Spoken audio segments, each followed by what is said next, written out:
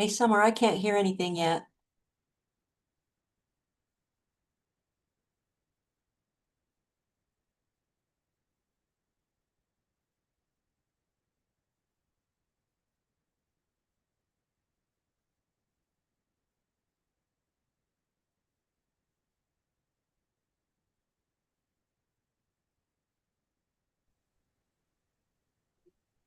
All right. Connie, would you lead us in the pledge tonight?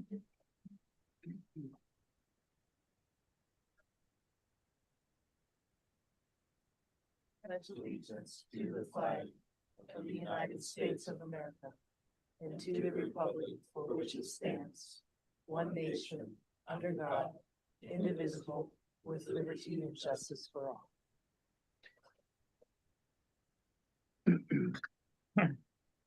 All right. Thank you, Connie. I'm going to, I forgot to call the meeting to order. No. Sorry, we did the pledge first. Connie. No. Yeah. We have to do it again? No. Do we have to do? I don't Yeah. think- No, Twice. no.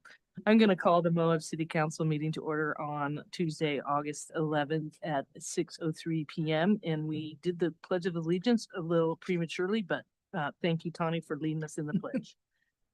And then we're gonna start out with our public comments this evening because we're having a workshop on speed limits and we want to give the public a chance to give us their feedback on the speed limit presentation that was in the packet. So that can help us with our discussion this evening. And so if anybody, Bill, I'm assuming you're here to talk to us. If anybody else is, yeah, great. Wants to comment, if you could fill out a form with your name, and that would be great. Just, I know. I'm just gonna give this out right now. Okay. On paper. Might be cool.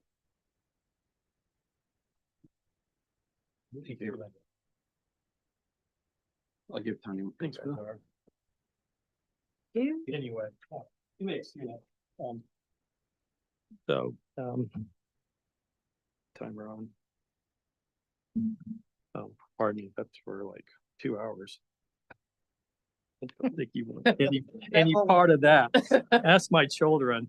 Yeah, so good evening. I'm here to bring to your attention some fundamental facts and make a few requests that might impact today's workshop. So I think we all know that excessive noise harms people, and this is based off medical and scientific research. And it identifies transportation noise from road traffic as a major health concern. And so the whole mantra is slower ATV is a quieter ATV is true. Slower ATV also does not appreciably inconvenience ATV drivers. So we think this is just kind of a reasonable request and a good place to start. For residents who live on or near ATV routes in Moab, the problem is constant. So we're exposed throughout the day, evenings and night, to repeated ATV noise. The cumulative effect of hundreds of daily ATV trips does have profound health consequences. And I like to put this in perspective. We feel like we're being pummeled by noise. So the chart is for illustrative purposes, but it's to kind of help you visualize how noise is amplified. So noise is measured on a logarithmic scale. So for every 3 decibels, the energy level doubles. At 6 decibels, it quadruples from that original number.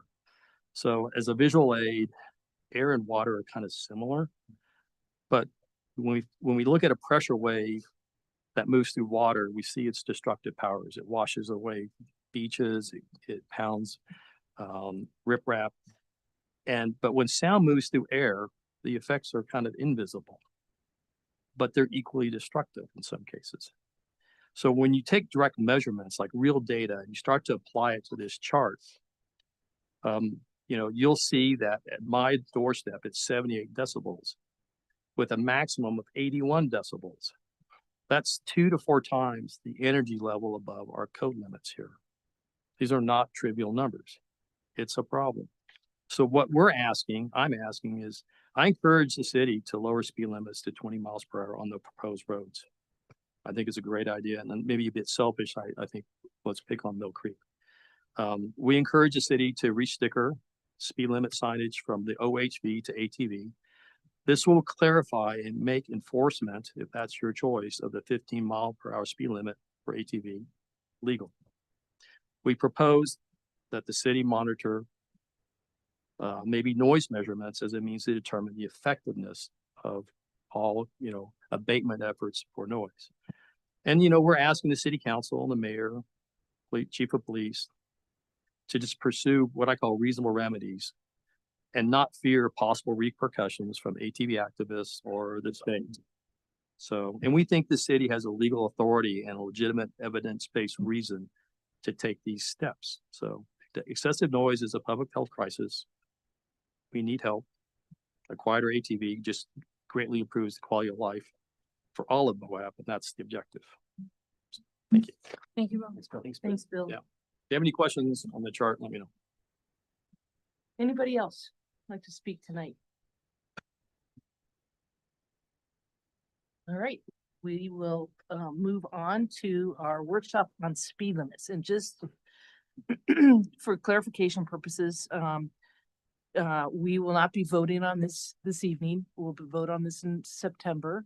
We did promise the public we'd have a workshop and have a bigger discussion, and that we would vote on it in September. We tabled it till September. Also, we will be getting some more information I think will help you guys from the State Streets for All group that we contracted with. And so that information, I think we just received that today. And so Michael hasn't reviewed it yet, or if he has, he's just briefed it. And so we'll get that out to you guys before we vote on how we're going to move forward with the speed limits in September. So this is about speed. And then Michael will give a short presentation under presentations after our workshop on some ideas for noise consideration for you guys. And we've been talking about that in our meetings for you guys. We'll consider at a later date, but wanted to give the public an idea of what we're thinking and where we could be going. So with that, I'm going to start with Lex and Levi. They're going to present the speed limit presentation that we got a few months ago. I can't even remember when, it was a while ago. Kind of refresh your memories, give you their recommendations, and then we can just start. And Michael has some things he wants to add, and then we will start the discussion. Yep. Good evening, and thanks for having us back.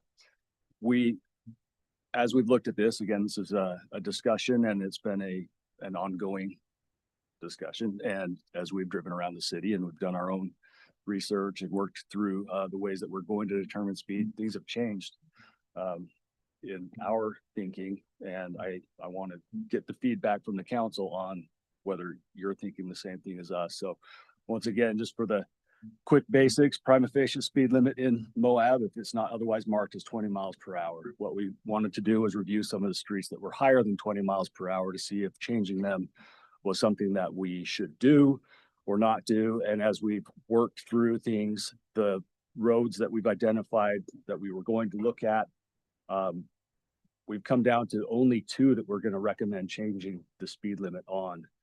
And I can go into more detail as to why we don't want to make a change on some of the others, but the 2 that we recommend is from 400 East up to Sand Flats along Mill Creek, going to 20 miles per hour in that area. The other that we're recommending changing is 100 West, the total span of 100 West, which makes a lot of sense to go down to 20 miles per hour with as many pedestrian crossings as there are there in the foot traffic. But those are the only 2 that we're recommending at this point. Where we started before, we were looking at all of these, but that's where we've landed. Obviously, we'd love to hear feedback on that.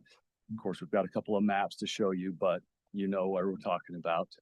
This is initially what we were looking at making changes on, and this is all we're going to make a recommendation to do. I can go back up.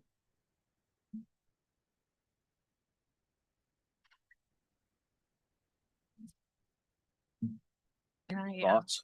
Can I ask what kind of got you to this recommendation at this point? Yeah. Couple of things. one of the reasons we decided not to change some of the things, some of the streets that we initially were thinking we would lower speed limit on, Cane Creek, 400 East, 5th West. As we started thinking, those are our primary, secondary routes. If we have to shut down Main Street for any reason, those are our evacuation routes. Those are our workaround routes to get people through town. Made no sense to us to slow that down and make that a more difficult situation, especially in an emergency. 100 West, I think, again, is pretty straightforward for us. There's so much pedestrian traffic in that area. You're not going any more than 20 miles per hour anyway. We feel like that's a wise decision. And then on Mill Creek from 4th East to Sand Flats, we know that's one of the highest traveled routes, tourist wise and with ATVs and people going up to some of those recreational areas. We feel like overall dropping that to a 20 mile per hour will help mitigate some of the noise issues that we're having and keep everybody safer in that area. I would tend to agree with you on this and stuff. I was able to go out and drive these routes as well, and I kind of came up with a similar conclusion that you did, you know, because I was driving these areas. So I think we've all, after this discussion, I know when we've talked in our meetings that we're all paying attention to how fast we're going, 25, 20 miles an hour now, which I, you know, honestly, well, not the same. But Yeah. so it really was insightful to see that difference. And for me, it was the same thing. It's like, you know, 20 miles an hour is pretty slow, but I do want, Michael is going to share another option as far as the 15-mile-an-hour ATV thing.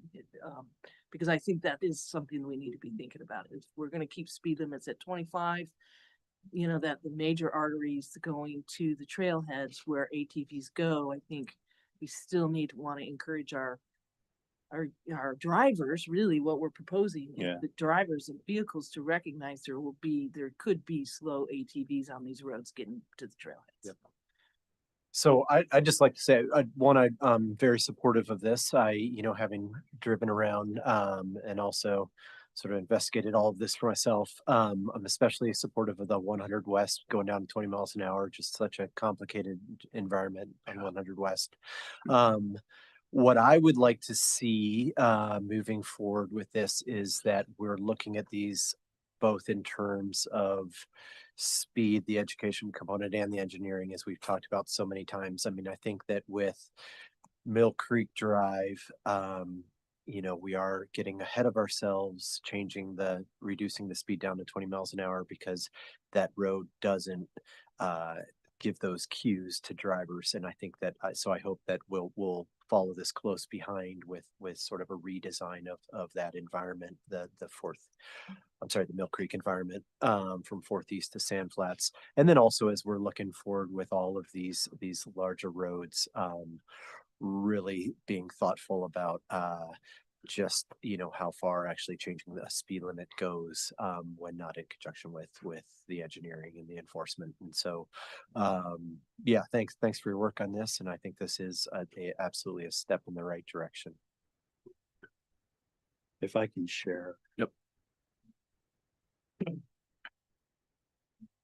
So, and we do agree that the engineering needs to coincide with the policies that are made, and the information we're getting from Kimley Horn, which supports what we've been saying the whole time, which is we do have to have those cues, as you were stating tonight. And those cues, a lot of times, most of the time, come from the way the road is designed. If a road's super wide and open and straight, and you put 20 miles an hour on there and there's nothing around, people aren't going to go 20 miles an hour. It's just not designed for that. So I think we see that as we're going out of town sometimes. So there definitely is some engineering that we need to follow up with on this whole thing. And Safe Streets for All is going to be proposing some things. And then we are working on the 4th East design and looking at more things to do on Mill Creek. And then tonight, we're even going to talk about some striping that we're looking at to test for traffic calming. So it'll be interesting to hear that tonight. But let me just share this part with you, which is the what we're gonna do about the 15 mile an hour signs. So just waiting for it to catch up. Okay, so this is an advisory sign. The advisory is that there are ATVs on the street that could be going slower than the speed limit. It also signals what we believe this ATV speed limit should be. This is the way I think, and we think that we should present this to the public, to the people on the streets, is through a sign like this. So this is Mill Creek Drive, and as you can see, just superimposed a sign on this picture from Google Earth, just to show you what it would look like. They would not be on the same signs as the regulatory speed limit. They would be at intervals, you know, basically in between wherever the signs are. They would be at intervals on the street, same intervals as what you'd see the speed limit signs. So they'd be just as present as a speed limit sign. Is that a legal piece that they can't be on the same signs, or how does that work? It's questionable whether or not they can be on the same signs. Warning signs are generally, or advisory signs are generally not on the same side of the sign as a speed limit. Because this is not a speed limit sign. Right. It's a notification sign. Right. And so if you put it on with a speed limit sign, it's gonna appear as though it's a speed limit. Got it. Right? Is my. And I think with this comes education as well, where we need to educate people that we are asking them to go 15 miles an hour. It's got to be more than just this. And there's some other things we'll talk about in just a minute. But I think this is a good step in the right direction, and also addresses the concern that taking down the signs that we have now, which we have concerns with, the concern that from the public that if we take them down, just everybody will be going 25 miles an hour. We won't get into all the legal parts of it, but we do think that this is a step in the direction of getting people to observe a lower speed with ATVs. Yeah. So is it advisory because it's yellow or? Yeah. I think this is an excellent direction to go, and I hope that Bill and some other folks are excited about this or satisfied by this. This is I like this. Yeah. Just out of curiosity, Levi, what's an approximate expense and time frame for installing all these extra posts to hang these signs off of? Okay, so it's roughly $400 in materials at today's prices. That includes the concrete to pull the sign, ordering the sign, and then the labor and the equipment it takes to install the sign. But roughly $400. It takes about a week to install a sign. You have to call in a blue stake. You know how that Yep. works. So 3 days for that, and then the plan and prep and install the sign. So you can install probably a dozen signs in a week. Dozen signs in a week. How many are we looking at total? Well, we'll have a count for you when we bring back this for a decision. But we were thinking our proposal that we're looking at right now, and we're not making a proposal technically tonight, and I'll show you the process in just a minute, but that these would be on the major routes, even though the speed limit may not be changing. So obviously Mill Creek, 4th East, 5th West, Cane Creek, those major routes. And then we'd be looking at 3rd South as well, and some other ones. And we'll have all of those suggestions when we come back to the next meeting with sign placement as well. As far as back to materials, we have the signposts on hand. We just have to order the signs. Perfect. I would propose that we remove the UTV or HV signs from the highway. Like, because they're like on the bike path, you're hard, they're hard to tell, what's going out of town. Yeah, they're poorly placed. Yeah, and stuff. But also too, keeping UTVs going the same speed as traffic seems like a safety issue as you're going out of town. On those roads, yeah. The other thing I wanted to ask, and maybe I've heard that people are driving, they feel like people are driving too fast, like on the, I'm terrible at street names, on, is it 3rd, 2nd South, that's on the north side of the food truck park, and stuff. First North. First North, Yeah. First North, that like from the Mark all the way down that street, that is that 20 that's too fast, you know, that, like, there's a lot of near misses, you know, like down by the food park, of people parking and crossing over, you know, to the food park, the way that that parking setup, there's so much foot traffic down there that is, I would love to, I don't know if there's any appetite or way to make that 15 just to slow people down through there. Or signs that say pedestrian crossing or. Yeah, something anything, like but that. And 20 is generally a school zone speed or a pedestrians in sight speed. So I think we can definitely look at that. I'm not, I'm not married This- to that idea. I've just yeah. heard people say that, like, that the high traffic Right. area, and like even like where anywhere where there's dispersed parking, you know, like in those whole areas, like people are On Center Street, dispersed parking's 15. Yeah. It's 15 through. yeah, where the streets on with dispersed parking where we have the center parking and we have the one lane on each side in one direction, those are all 15 miles an hour. Right. First North didn't get into that because it just has parking on either side. And there's a mid-block crossing with a neck down as well, which should help to tame traffic. But we can definitely look at those, and I'll go over the process for that. But for this recommendation, I think we're just focusing on the ATV side. So the ones that we're going to be recommending are just for ATV, unless the council wants to throw another one in there like this. So. I mean, I think as far as like the streets that were part of that initial proposal that I was the most concerned about and saw the most reason to reduce the speed limit for particularly pedestrian safety, you've kind of hit the two on the head, particularly 100 West. Like you mentioned, the food truck park, it's literally the other side of that corner that I have had most of my close calls driving around. With people. Yeah, people just walk out in between a couple cars, Right. don't even look, and step right out into traffic. So, you know, considering how much of that kind of pedestrian use is in that area, it makes a lot of sense. Yeah, and Michael, I think if we're, gonna be voting on speed limits, we might as well include that. That's, yeah, they could. can't hurt Yeah, unless you feel like. I think we need to evaluate a little bit more. The engineer needs to look at that. We haven't looked at that yet. I'm not sure the warrants are there for 15 miles an hour on a street that doesn't have a separated path for the cars.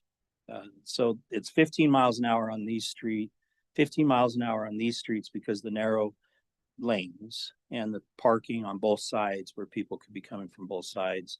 But we'd be happy to look at it, make it part of our recommendation when we come back for the September meeting. Yeah. Well, and to Colin's point too, as we look forward in our general plan, like if we identify streets like that could A, support more parking because they're wide, and B, we want to make them 15 miles an hour, that could be a longer term, but a bigger win in general. And it could be as simple as a couple of minor engineering fixes to a road like that to make it a 15 mile an hour Right. street. Yeah. Because one of them's already there with the neck downs. Right. But I think again, the engineering needs to look at that, but having something in the center or something else to slow traffic a little bit, or even expanding the bump out so that it's only a one way through, like a chicane. Or So- or a raised crosswalk. would Yeah. be a great spot for that. to slow people. Yeah. You don't like All right, I'm just voting, I'm just voicing concerns that have come up to me, you know, Yeah. if I Right. talk about it, so. That is a pro, um, yeah. That will, It- that'd be block. Yeah, so, but anyway. So we'll Well- put that on the list to look at, and it'll be part of our presentation when we come back. Yeah. I think that'd also be great to look at with the downtown master plan, Yeah. which I know is upcoming. Yep. I appreciate you, I appreciate those who drove the speed limit. and thought about it. But why were you looking at me? I'm just looking around. You made the comment first. But several of you have made comments to me. And so I just appreciate additional thought and thinking about usability of the roads in all contexts. I really support the recommendation, the direction these conversations are going.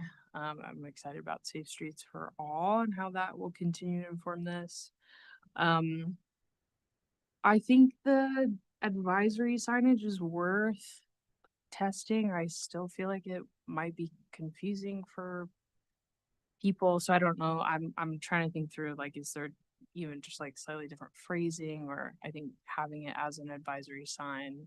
I don't know. I'm still waffling on that. Curious if the chief has any thoughts on. Yeah, we could talk offline about it, but I think you put a sign up with a speed limit on it, people will do it most of the time. And that's kind of the point. Yeah. Yeah. You know, but they don't have to. But I think most people will be compliant and be good citizens. They already are. Yeah.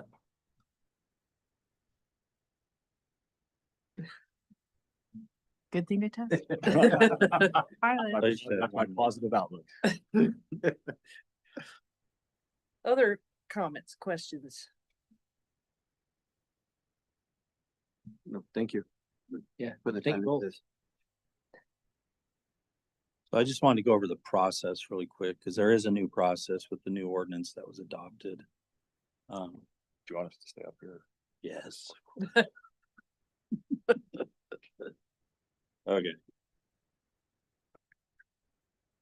Please change, okay. So with the new ordinance that was adopted recently and is in effect now, there's a 5-step process to changing the speed limit. And this was one of the reasons why we did change the ordinance, was so that it was very clear who has the authority to change speed limits in town and how it's accomplished. So the city council has that authority, but before that, we go through a process of evaluation. And then I review it and present my recommendation to the city council, which will happen at I think the first meeting in September is what we're thinking. And then council, it'll be noticed, it'll be discussed in a public meeting, and that will actually be the decision.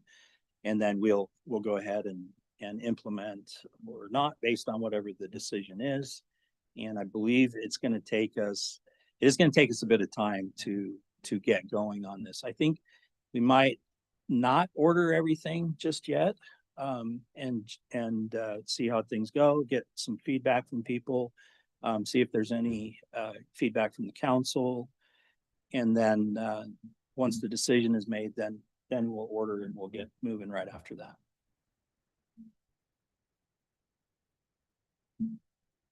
Yeah, and one of the things that I talked to Michael about today, that it might be worth kind of stalling this out to the end of the season, to the end of October, just to avoid any kind of confusion if we change out signs. People, just let's start clean next year, but that's something for you guys to decide too.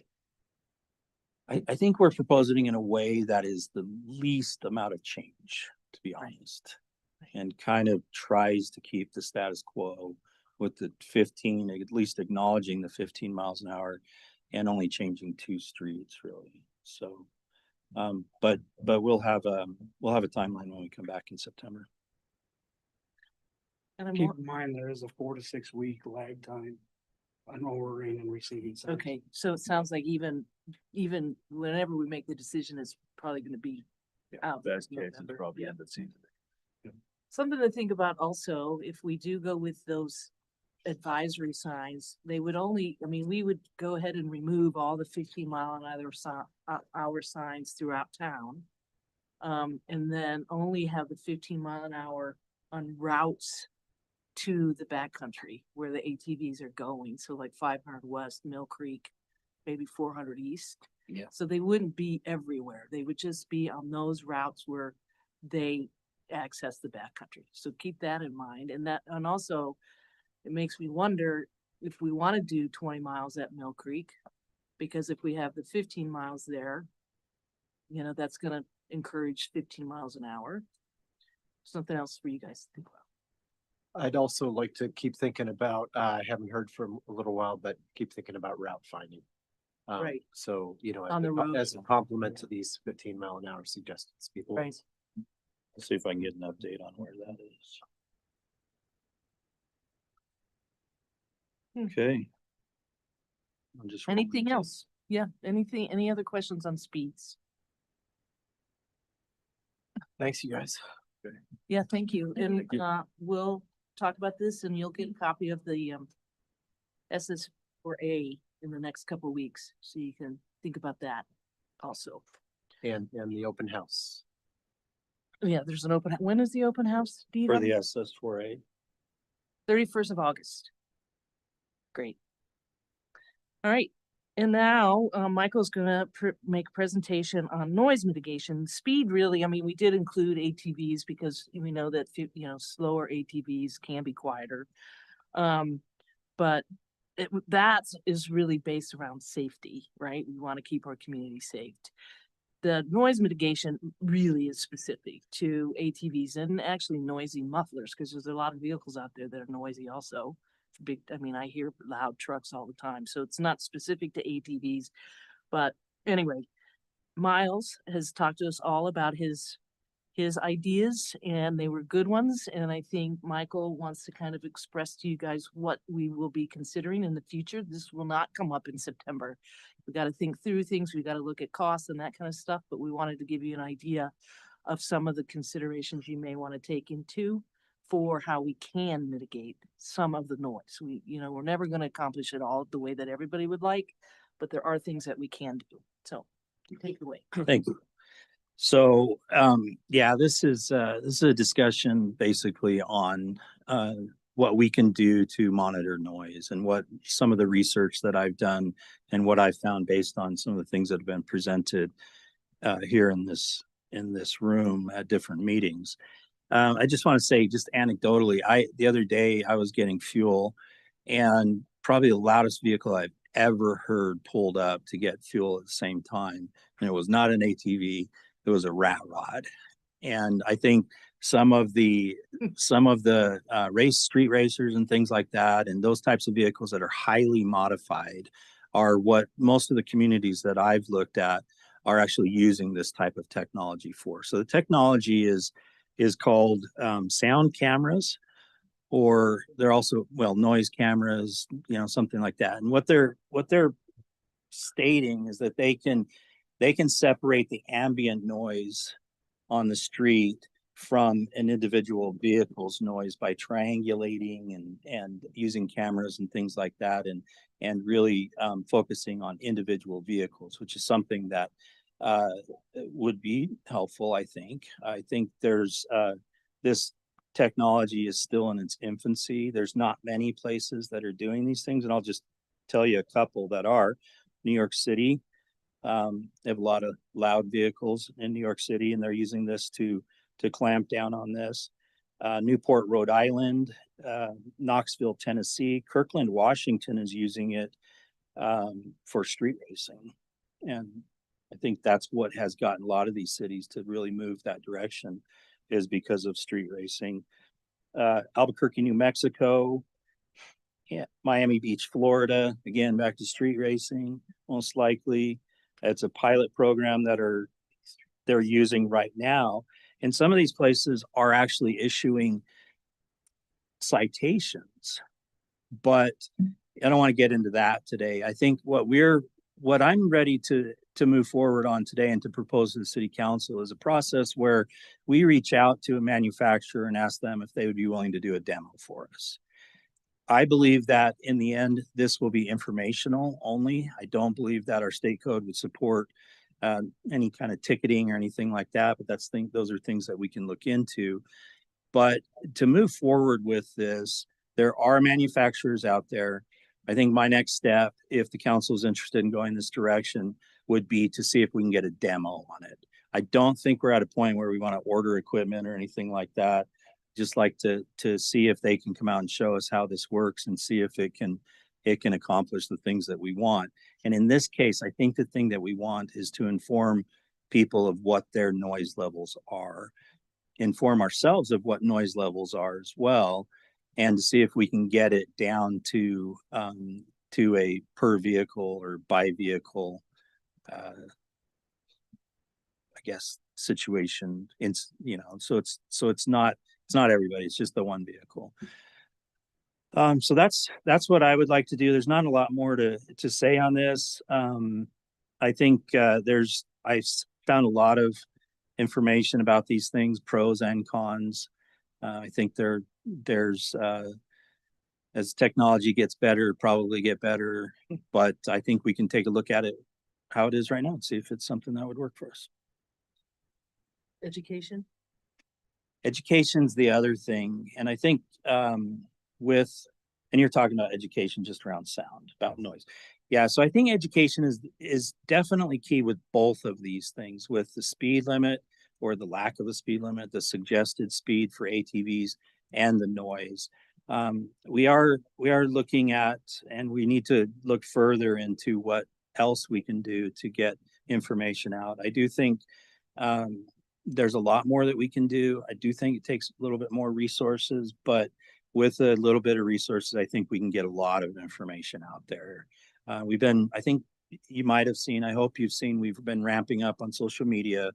You've probably seen Val talking into a lollipop at the community gardens and things like that, which is great. Do some more of that. I think we can also work the same way that we have with flooding and those types of things, and target the people who might receive information about this, talk to all of the outfitters and things like that, and just get as much information out there as possible. There's still a lot of work to do on this to see where we are, what we can do, what's the most appropriate thing to do, as well as what is the legal thing that we can do. So those are all next steps. Comments, questions? I think that for me, like I like the idea of getting like a demo, doing the demo thing. But I think with that, as a council or whatever, as a city, we need to have an end goal, in what we want to accomplish by doing this. Is it just for education? Is it for, can we write citations with it, stuff? Because to me, we're not really doing the public any sort of service, by just telling people what a vehicle is going by at, unless there's some sort of, if we have it as a demo and then we go, hey, this is out of control, and our goal is we are now going to implement it for writing citations is a great goal, and stuff. Because I think already our Moab City officers are already pulling people over for noise, and people are like, I don't care, and stuff, that they're paying it and then moving on. So I think, like, for me, I would like to see a broader discussion about it, that, like, hey, we're going to implement this. We're going to do a 6-month study, see what's going on, see, whatever that's coming in, and then come up with, concrete policies and procedures and whatever for curbing it, and actually creating a way to remedy these noise situations for our residents. That makes sense. It does make sense. I disagree. I think the educational piece is for me is the end game. And I think that, I like to think about if there was one of these cameras on Mill Creek and, a tour company driving down Mill Creek. And if I was on a tour, better yet, if I was the person leading the tour, it was even the owner of the tour company, and I knew my vehicles were registering very high on this, I'd be really concerned about that, the optics. And I would, I'd be concerned about how the people on my tour were seeing themselves in these vehicles that are obviously, I would love to see the city code decibel level, the allowable decibel level, also on there as an educational piece. And I would just be very conscientious as a business owner if my vehicles were, because we all know too that there's a huge discrepancy in the noise of these different vehicles. And we have some tour companies that have, what are relatively very quiet vehicles, and others that have much louder vehicles. And if I was one of those tour companies that was registering on the louder side of that every time I drove past this, I would be very, very much thinking about redoing my fleet that next year. And I think that educational piece is really important. And I also have so much appreciation for the speed limit signs, which are just really an educational piece. The one now, as you get off 191 on 4th East, that one catches me every single time, and I slow down and I, come down to the 25 miles allowable on that street. And so I actually feel like just that educational piece is a satisfactory end game for me. And I think we're talking about two different things. Like I get what you're talking about too, but I also think you have you know, I think the UTV businesses, for that matter, they want to abide by the law. They know that this is their livelihood. They want to be good citizens is what I think. I'm talking about the WRXs, the Camaros, you know, the dude that ripped his exhaust off of his Dodge truck. You know, those are the people that that I think, you know, that are as much of a problem as these other segments, you know, and stuff. So I think that you know, I think that the majority of the noise is noise is being caused by lots of different user groups and stuff. So I think having something to combat all that. I'm personally really like quite pleased to see this moving forward. I think, you know, we live in an age where technology can really give us advantages over problems that we didn't have in the past, and it is always evolving. To kind of both of your points, I do agree that I think that the ultimate goal really should be that education. And I would like to think that everyone would, you know, hold themselves to a standard. And if they, you know, realize they were in the same way that if you realize you're in excess of the speed limit, most people slow down, not for fear of a ticket, but because they're trying to do the right thing. But to Jason's point, I think it would be worth reviewing and evaluating whether or not within state law or otherwise that there is any way to give this teeth, because while we may not want to initially, especially, you know, 6 month survey, whatever, it seems like a significant investment to go to these lengths without at least determining whether or not having some kind of citation or otherwise is a possibility. And depending on what data these cameras show, if for some reason, you know, like if we're seeing that very few vehicles are in violation, maybe we don't need to go to those lengths. If we're seeing many vehicles in violation, we should consider, you know, we should have already figured out whether or not we could go to those lengths if we chose to. I agree with that. I think that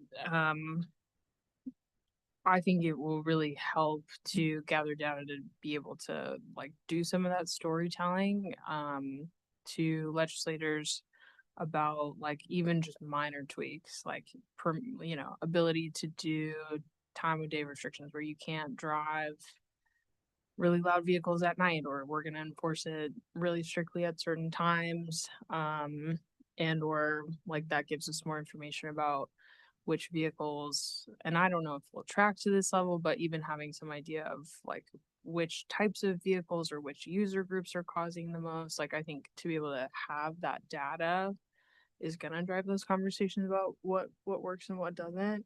And then it's also, it's not Moab City Council or a group of citizens or something coming to a particular legislator and it becoming a political conversation. It's much more data driven about kind of like impacts. So I think starting with like I'd be stoked on a demo. Yeah, seeing how it works in Utah. Anybody else?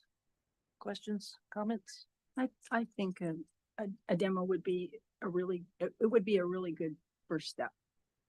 And we would have to evaluate how, like Miles said, is this really, are we looking for a problem or? Whoa. Angels have survived. Are we looking for a problem, trying to solve a problem that's not there? I think we really have to evaluate what we do with the data that we get and use it wisely. Anything else?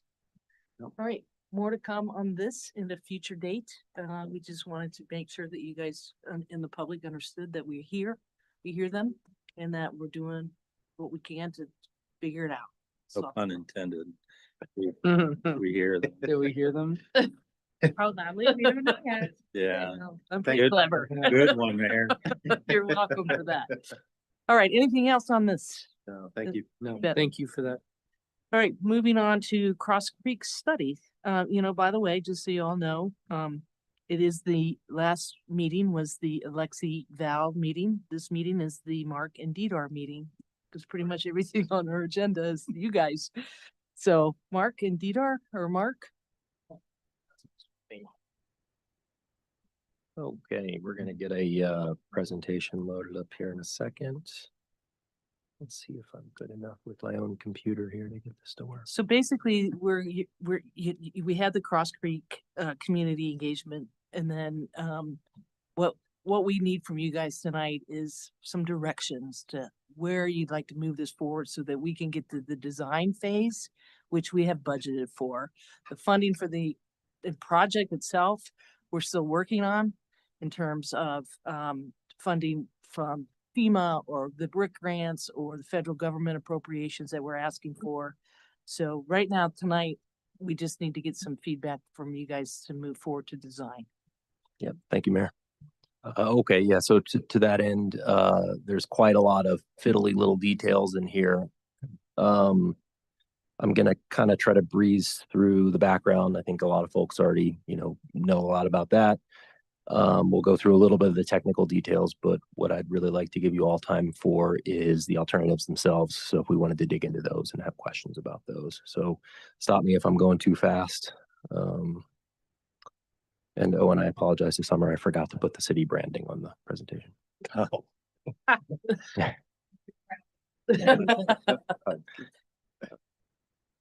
Okay.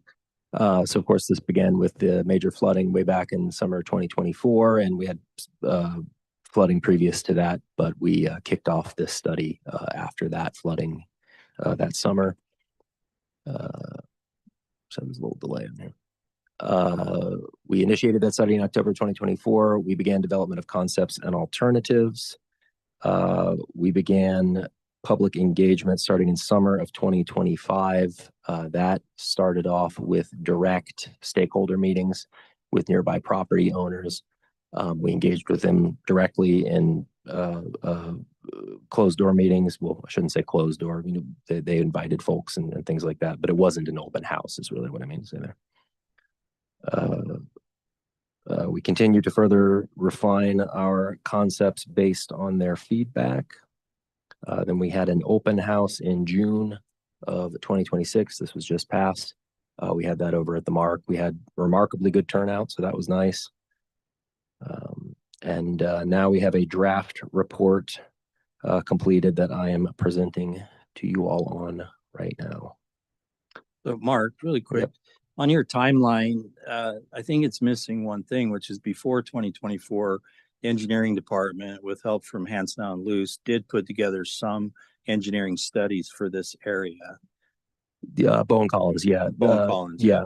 So there has been some other evaluation. Bone Collins did a creek-wide analysis where the creek enters the Spanish Valley all the way down to the river. Theirs was higher elevation view, looked at a large basin up above town, looked at levees. That's not the one I'm talking about. I think it's Hands Down Loose where we had there was a study that was done previous to this. There were mitigations that were proposed on private property, but they were all on private property, so it didn't actually move forward. Oh, yeah, we did have an NRCS project with Gabion baskets that was ready to go, but the property owners did turn that down. Sorry, I missed that part. And then more floods, and everything. Yeah. So reevaluations. Yeah. That project would have been bundled with the Fifth West riprap project that we did do. Okay, so the scope of this study is to evaluate the stretch of Mill Creek between Main Street and 500 West, to model the hydraulics for flood mitigation alternatives and existing conditions. Propose new trail alignments that work with an altered creek. To do public engagement and solicit feedback from the public and stakeholders, and to produce a final report that would not be bid-ready construction plans that would follow from, after this point. And then just on the side there, I've got some little references that we might return to later if we have questions about the design flow rates. The really important one there is the 1%, which we'll keep that number in mind, is just under 10,000 CFS. And what was it in 24? 7? 24 was 6,660 is what the USGS gauge downstream from this registered After the confluence. after the confluence. Yeah. Okay, some technical notes. I'll try not to spend too much time on this. This is a different model to be differentiated from our FEMA flood study. They look different. The 100-year flows under existing conditions in our model for the study look different than our regulatory floodplain and floodway. They're just different models based on different topology. The topology for the flood study is from the 90s. The proposed alternatives here assume the 100-year flow rate. We didn't consider any lower storms. It was just, let's just aim for the 100-year, which makes it quite a lot larger than it would be otherwise. And then when we go into those examples, you'll notice that the water tends to behave a little bit different when we're looking at these exhibits. In existing conditions and with the, and we have 3 alternatives with the levee only alternative, you'll notice that the water breaks out well above Main Street, which reflects more of the reality of what's happening. We have 2 alternatives here. One of these is going to end up being our preferred, our recommended alternative. Assumes that all the water makes it through Main Street and is not diverted, with the idea being that at some point all of that will be upgraded. We did not assume that for those other alternatives simply because the existence of the levee actually presents so many problems. So you have to account for the water coming in the backside in the meantime. I hope that makes sense. And then our proposed channel depths, where we propose altering the channel through there, we assume that we are constrained by the Main Street Bridge, which has a concrete bottom, and the Fifth West Bridge. So these I've just got kind of as a quick little reference in case anybody's interested. For existing conditions, we modeled the 10-year, the 50-year, and the 100-year. If you'll notice, that all breaks out well upstream there, as we actually have seen. Oh, and also note here that the 2024 flood was just a little bit less than our 50-year modeled flood. Can you point out some landmarks? Yeah. So on the right-hand side of this image, you'll see I think it's a yellow line going north and south there. That's the shared use path along 100 West. And then on the west side is Fifth West at the very edge of the image there. The hospital just out of frame to the north there. And if you look closely, you can see in the contours, which are the white lines there, you can see the creek channel as it exists. This is all fairly new topology. We collected it just for this study. And then the yellow line through the middle there was the path as it was, including the old bridge crossings. Okay, so now we'll dive into each alternative. We evaluated 3, the first being simply a levee to raise the trail up. This was probably never really a viable option, but we just wanted to run it to show, that this is not a viable way to do it. We can raise the trail up on a levee. The problem with that is that you do trap water on the north side if the levee is on the north side. And so you have to put culverts through the levee. So it's really only a trail structure. We evaluated it just to have it in there as an alternative. We're not recommending it. All it does is protect the trail. It offers really no flood protection. Alternative number 2, try to split the difference between that, between a levee and increasing the channel size. Increase the channel size slightly, and then put a levee at the north and south edges. This does accommodate the 100-year flood down it. It has a larger footprint than doing the channel only. We'll get to that.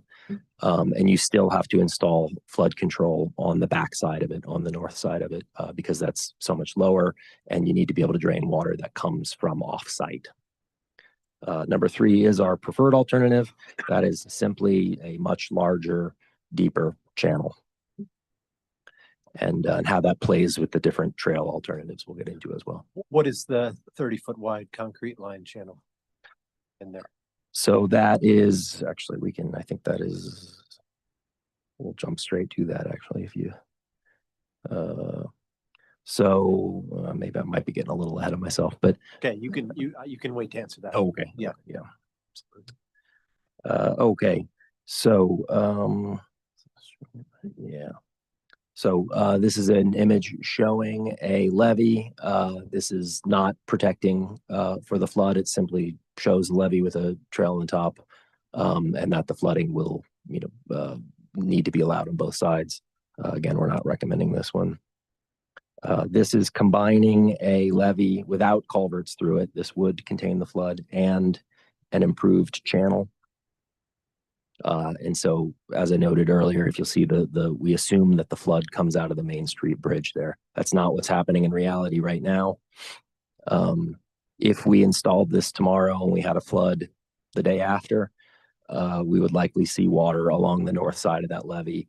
There would need to be a pretty substantial storm drainage system on that side that would take all that water downstream. And then this is our preferred alternative.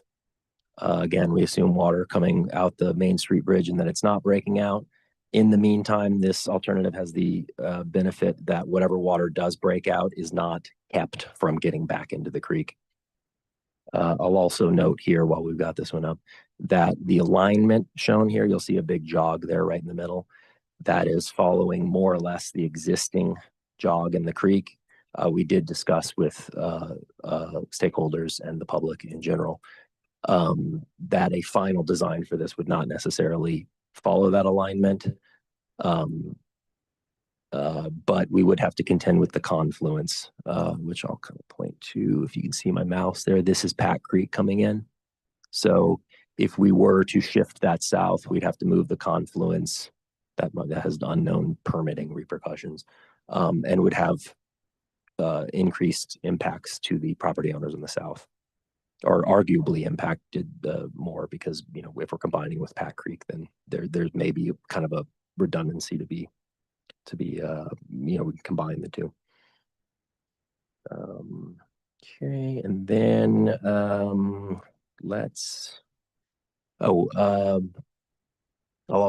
note before we get too far again, this also does require a little bit of ponding down at this west end. The bridge and the pedestrian underpass don't quite take this flow as they are currently. They would pull back a little bit, but that would go to that extent and then push through.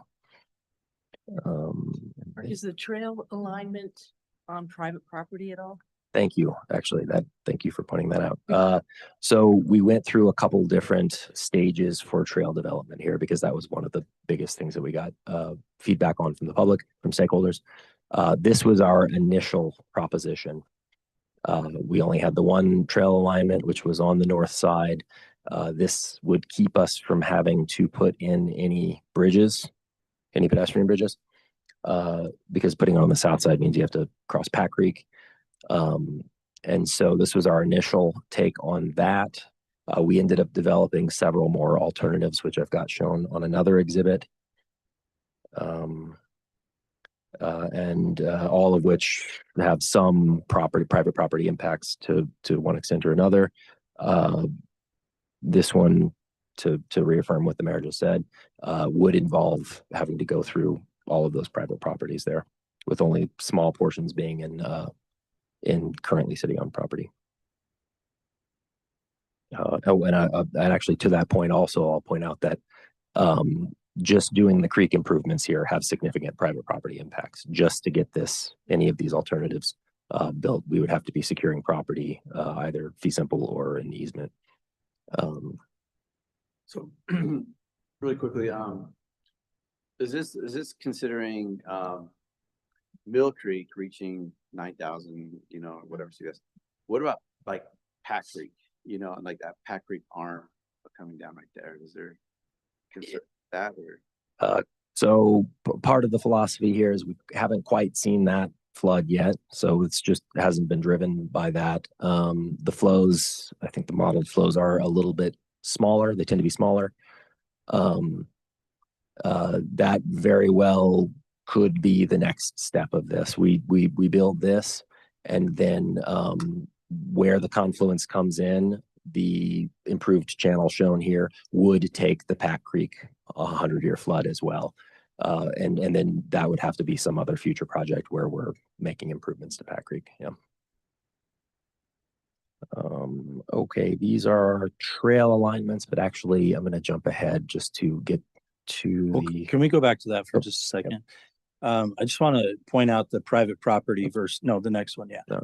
The private property versus the property that is owned by the city of Moab. Everything that is peach colored is private property. We do have easements for the trail alignment that is A2 on the from that where Mark's cursor is going east. And then we do have a couple, I think we have a couple of easements west of that as well. But there's you can see moving to the proposal that Mark had on the previous slide, how much of that is on private property. And it's not just impact to private property. We can't do this without private property's permission, without having some authority on the property, as you can see. Yeah. And to kind of point out here, the one city-owned area that gets a little bit obscured just because we do have a lot going on here is this kind of long, narrow one right in there. We do own that currently. But there is a pinch point right here in the middle where we don't own any of that property. We've got some easements in there for some stuff, but it's not wide enough for any of these improvements. And the easements wouldn't cover it anyway. Okay, I'm going to jump ahead and just show the channel concepts. But actually, first I'll note really quick that we evaluated hard surface trails, soft surface trails, and potentially bridge crossings is what we end up with in order to dodge private property in some cases. So this would be the narrow section closest to the Main Street Bridge. It's just already developed there. It's hardened essentially. So we don't really have a lot of room to work with. So we'd have to have a narrower, deeper concrete lined channel through there. That's what this is showing. And then moving west, it would widen out. And this would essentially be what any of the bridge crossings would need to look like. Substantially wider spans than we currently have or have installed to span that enlarged, is that a word? Channel. This is even further west, where we would get even wider and shallower. We do show vegetation growing down in there. That some of that would be allowed to grow once larger trees or something came in. We would have to be actively doing mitigation for things like Russian olive. I think that, yeah. Okay, so now that we've seen those sections, we'll go back to these trail alternatives. The darker ones, A1 and A2, those are both hard surfaced and they minimize private property impacts. They still do have private property impacts, but we tried to stay mostly on city-owned property.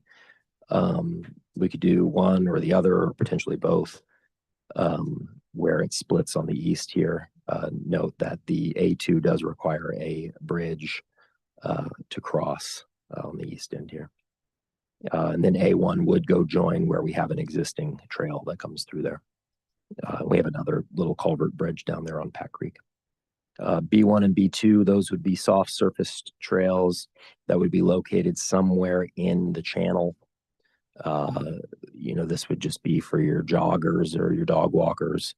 And it would be maintained to some extent. The floods would come through and it would maybe, blow out a little shelf that we have in there, and it could fluctuate over time what that thing looks like.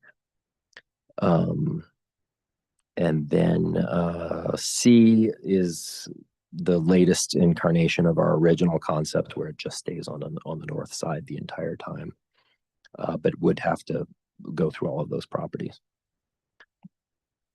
Okay, I think that covers that pretty well.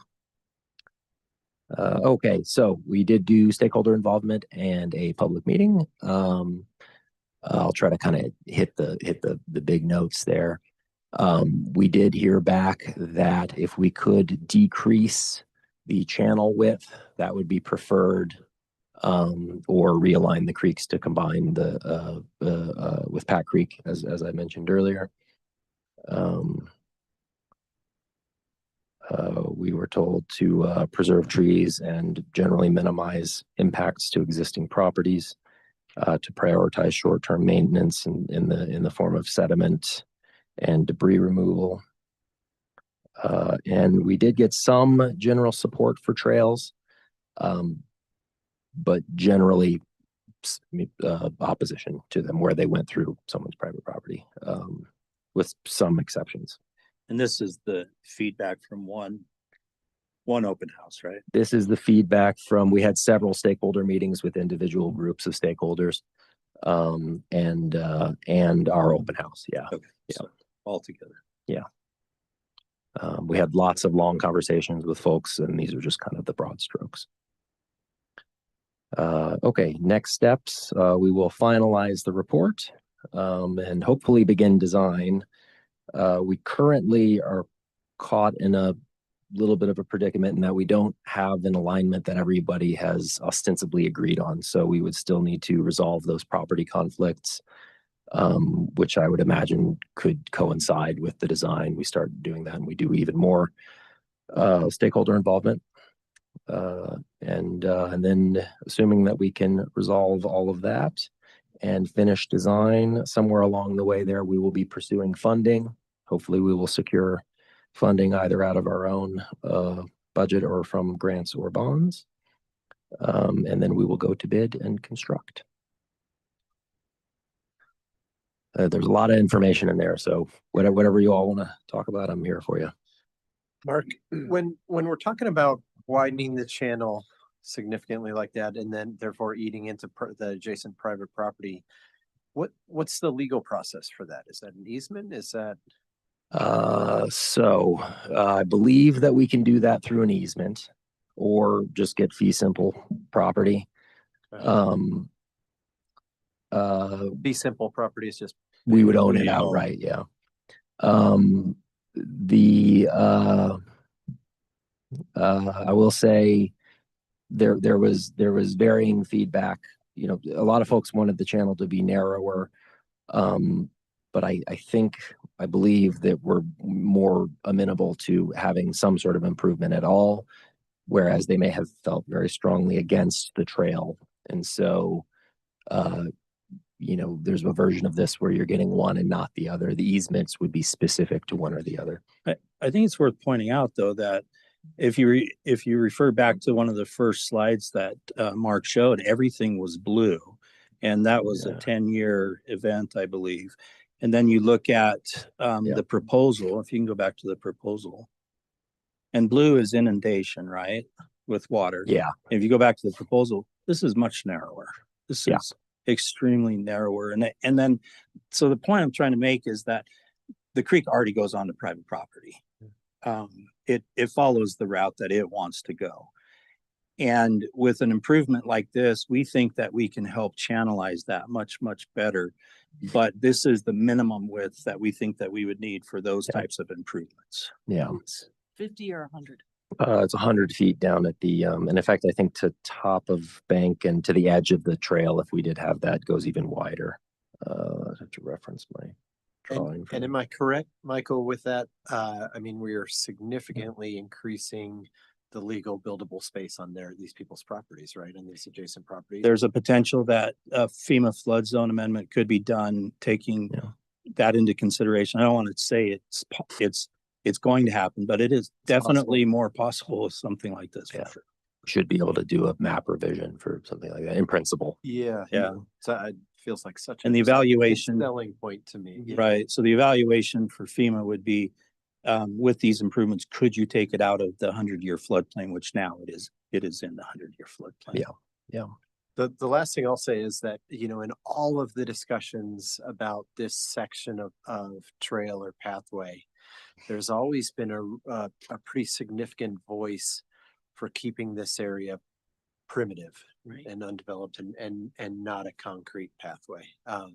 People love this area. A lot of people in this community love this area for its sort of wildness. And so I'm really attracted to the idea of having the, you know, an undeveloped pathway within the drainage, you know, especially if you have 100-foot wide drainage. I think that's a really exciting idea, and especially if that works with, I mean, I think I just heard you say that that would have to be 2 separate easements, which complicates things.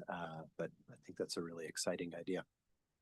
Okay, yeah, that's good feedback. Yeah, we did at one point we discussed hardening the trail in certain places, and where we couldn't get it all the way on the outside, diving it down into the channel, and there's yeah, lots of creative stuff we could probably do there. You know, Go ahead.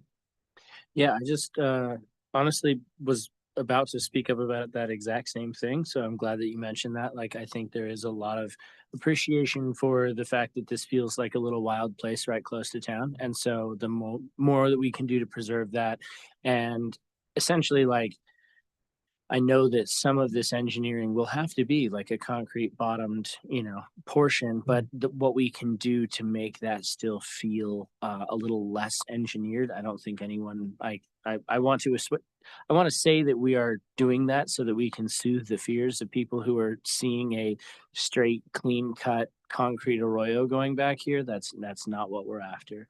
And then my other question is, you know, in regards to the trail or otherwise, like, how far away would that proposed trail be from like the structures and the used property on these private property lots? Because as somebody who has a trail going right next to their house, I can speak to like what does and doesn't feel invasive in a big way. yeah. I'll speak to that if you'd like me to. There are houses right about there, if you can kind of see on there. And any trails that we did do, we did discuss fencing and lighting or lack thereof, and spacing apart from the channel, or again, even diving down into the channel and having that almost be a sacrificial part of the trail in the event of a flood. Sure. And with this drawing to scale, we're talking like 90 feet if the channel's 100 feet wide, and I'm guesstimating. You know, we actually went out there and put in stakes. I think it was it was something on the order of 90 feet. Okay. Yeah. But still a significant distance. Yeah. Yeah. Yeah, I just want to point out, it's still private property. Yeah. Certainly. Yeah. Yeah. Yeah. But just what we would be asking of these private property owners if we asked for an easement or otherwise, I want to make sure that we're not overburdening them by being like, hey, can we put a trail right through your backyard? Yeah. So yeah. And I think that a lot of those property owners, they're thinking 2 different things. You know, they want flood mitigation, but they don't necessarily want a trail, you know. So I think that it's trying to balance those 2 things, you know, for what they want to protect their properties, but maybe don't want a trail going through their private property. And making sure that if there is a trail, it's unobtrusive. Right. Yeah. So give me an idea of what 100 feet is. I mean, this just seems huge. 100 of these. I appreciate that. So 4 times this. Oh, you know, yeah. Like 4th North, if you go out there, we have like 99-foot right of ways. I think it's 4th North. Through downtown, we have 99-foot right of ways. It's kind of hard to picture though, because the property lines are invisible. So like from here to Ballpark. the ballpark. A little bit less than that. Yeah. Yeah, actually. Where is the creek now? From the ballpark fence, I'll be back in a minute. the ballpark fence to the front door of City Hall is probably right in the range of 100 feet. Yeah. You're close to it. Nobody go measure it. And so this would be, did you say like a $7.8 million project roughly? Yes. Yeah. There would be, It's not gonna- the way Mark showed it, there were different prices for different types of construction, but most likely the way this would roll out with design is that the portion from Main Street, where it's really hemmed in, and we have a small channel there, would most likely be one type of construction, which he showed, which is the concrete narrow channel.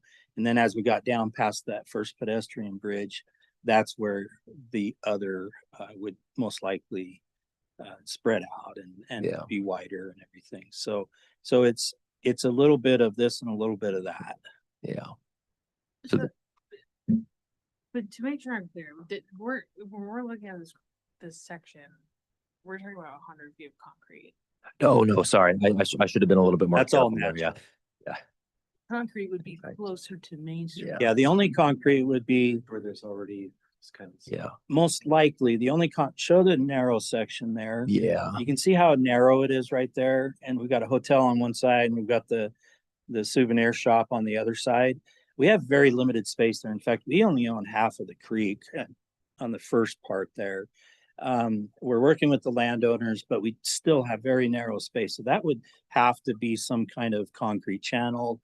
And it would be dictated, the depth of it would be dictated by the bottom of the concrete at the bottom of the channel on the Main Street Bridge. And then from there, as you see it widen out, that would all be natural with probably some gabion baskets, things like that, potentially in some areas. Yeah. But no more concrete bottoms past that point, past that Yeah. first bridge. Yeah. We could potentially do something like gabion baskets to put a little raised primitive trail, or this is where we kind of get into the very particular design of it. And I apologize that I kind of buried that it was not lined through there. Yeah, well, I'm just glad to clarify. Yeah. Yeah. Yeah, it was like It's, not the it's- concrete arroyo. Yeah. It's not gonna be that, don't worry. 100 feet, that's that. Okay. Yeah. What's the time? You gave the kind of the timeline, but what's like the, or the next steps? What's the timeline of like the final report? We think we have basically a final draft at this point. So we'll just kind of collate it together and issue it as it is, clean up some typos sort of thing. We think we're at that stage. So will this come back to the council and be like, we want option C? I think that's what they're asking for you guys Yeah, tonight. Right now. We'd like to move from this phase to the Design. design phase. When we come back, it would be hopefully with a contract for design with the proposed alignment for that, which could be massage still, but we'd like to move into design phase from here. So I'd love to get your feedback today. Can we see the options again? Yeah. Yeah, I'm even like, do I know what a levy is? Show Caitlin those cool hill profiles that one Oh. showed the pathway within the channel. And Yeah. Okay. So these are all specific to alternative number 3. That is our preferred alternative. And this is the western, more than half of it, where it is unlined and wider and shallower. On these maps, I don't know if it's clear to everybody or not, but you can see the dashed line is the high water extent. So you can see how doing this would be able to control up to 9,900 CFS with continued maintenance, of course, and all that kind of stuff. Because as water comes down just in a regular year, it brings silt down with it and fills in the channel. Yeah. So this is like mostly like a really extensive excavation project. Mostly. Yeah. A little bit of concrete on the east end. How involved is the Army Corps in this? I mean, fortunately, we're in the Army Corps' budget already. Yeah. Well, not yet, but we will be. It's by the in end of the year. Yeah. So up until now, we haven't really done a lot of these really big projects. The Third South Bridge that we've done the design for, going through the permitting for that has been significantly more, I don't want to say difficult, than a lot of our projects before. We try to keep them to a joint permit application where the state effectively handles it. But with these larger projects, it involves full on, it's a higher level with the Army Corps, and more requirements start to kick in. And so with something like this, we may have very significant mitigation requirements. very involved. Yeah. Yeah. So we may have to be going and doing improvements on some other stretch of the creek or in the wetlands. We're obligated to offset our impacts where we are putting in concrete and things like that. But getting into this bill that the mayor was talking about puts it on the radar of the Army Corps of Well, it's Engineers. more than on the radar. It's Mm. like in their packet. Mhm. So it allows us to, a lot of funding opportunities, big funding opportunities. So I would propose the third option, you know, or whatever, sounds like the most. So can we go back to the one you just, Oh. we were at? I'm sorry, yeah. So these are two options here? This is showing really just different treatments along that stretch, depending on whether or not would include a soft surface trail down lower here. And then if the upper trail were to be bordered by a gabion basket on one side or the other. We like the idea of a gabion basket wall, if anything, actually to preserve kind of a monument for elevation. And the deep one would be coming right out of Main Street. The deep one would be coming right out of Main Street, yeah.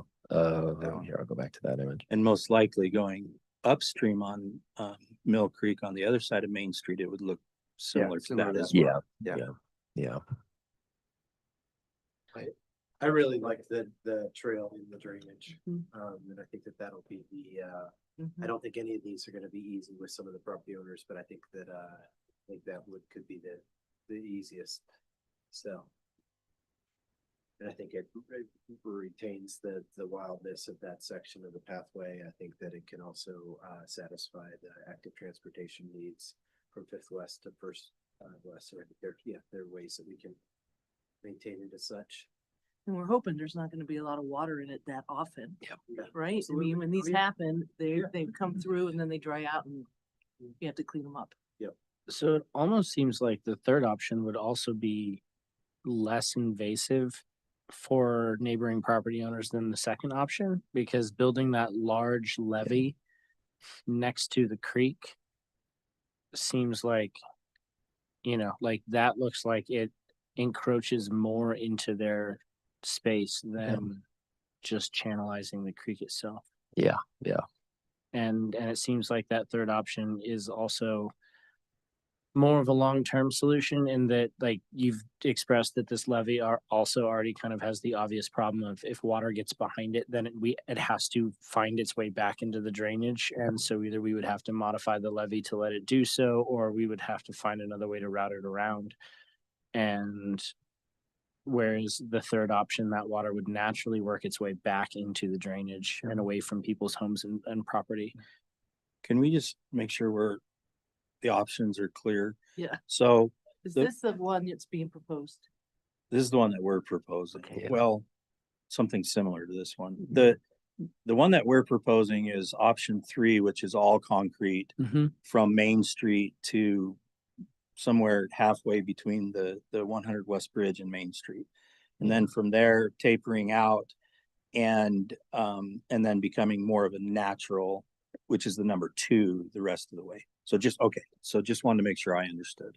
Oh, okay, so up until 100 West, that's another alternatives, and then from 100 West to 500 West, that's the more natural alternative, where Colin's idea, where the trail drops down into the creek to avoid private property, right?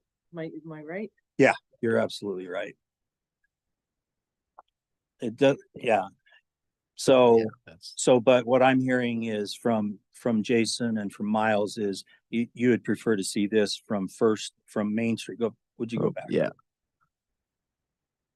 This type of improvement from Main Street to Fifth West. Mm-mm. No.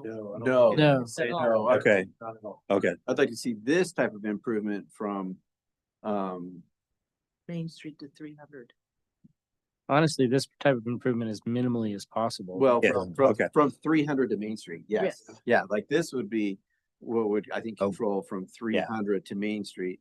And then, after Main Street or 100 West, it tapers into those other options that's Okay.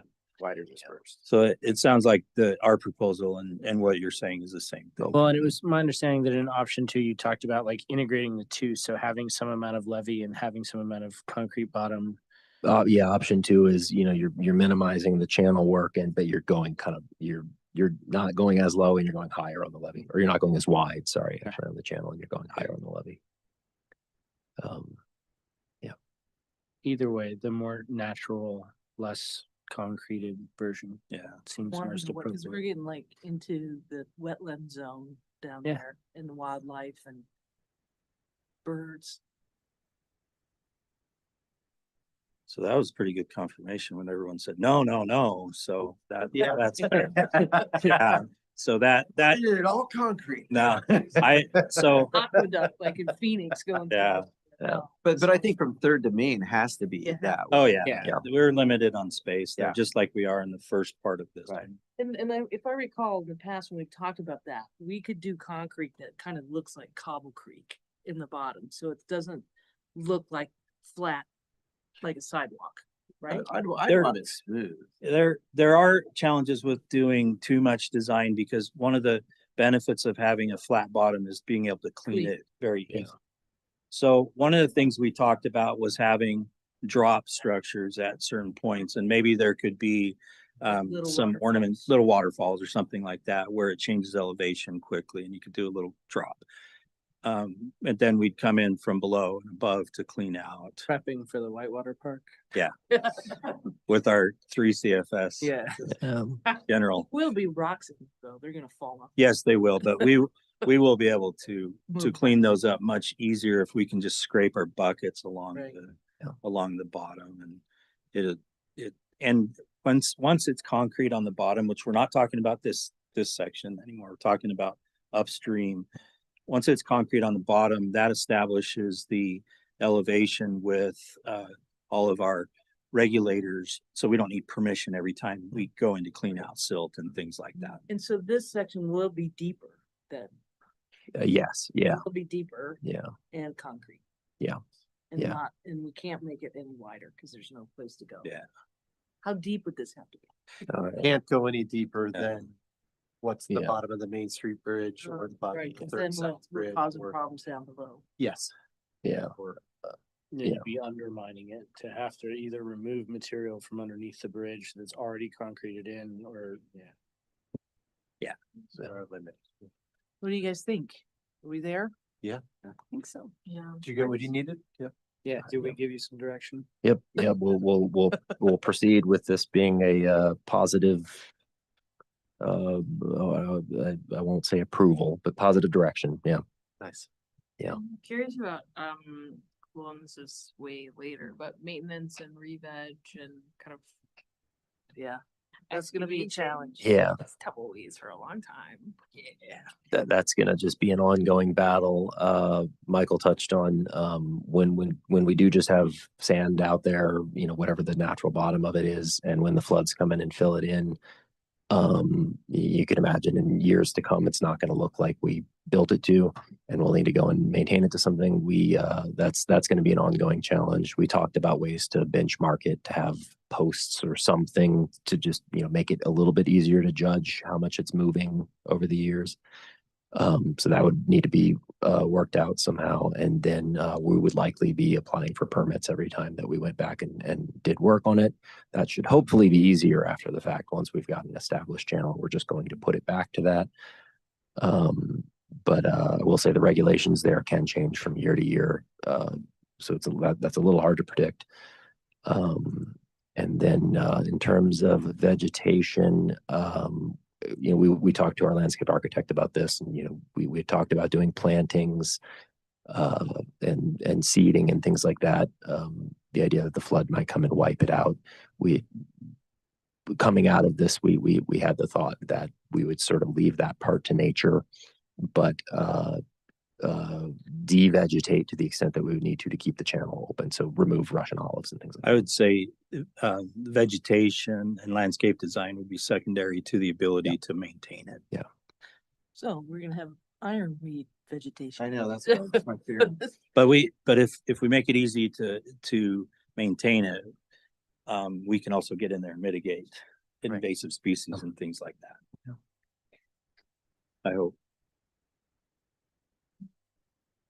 Well, remember this conversation, because by the time we go to this, some of us probably won't be sitting on this dais, but just remember that this is something that we talked about, agreed upon, and moving forward, because when it happens, it's gonna create a lot of angst, I think, among the community. We get in there and start digging down into the creek bed and things like that, I think. Yeah, the first time with 9,000 foot CF or 9,000 CFS What flag comes through, and like, hopefully we were like, oh. They were really that worked. thoughtful. That city council really knew what they were doing. I mean, we do. I mean, we have to do something. So, And we do have some challenges, as we pointed out, and we still need to work through those in order to even have the ability to do this kind of improvement. Yep. Yeah. thanks, Mark.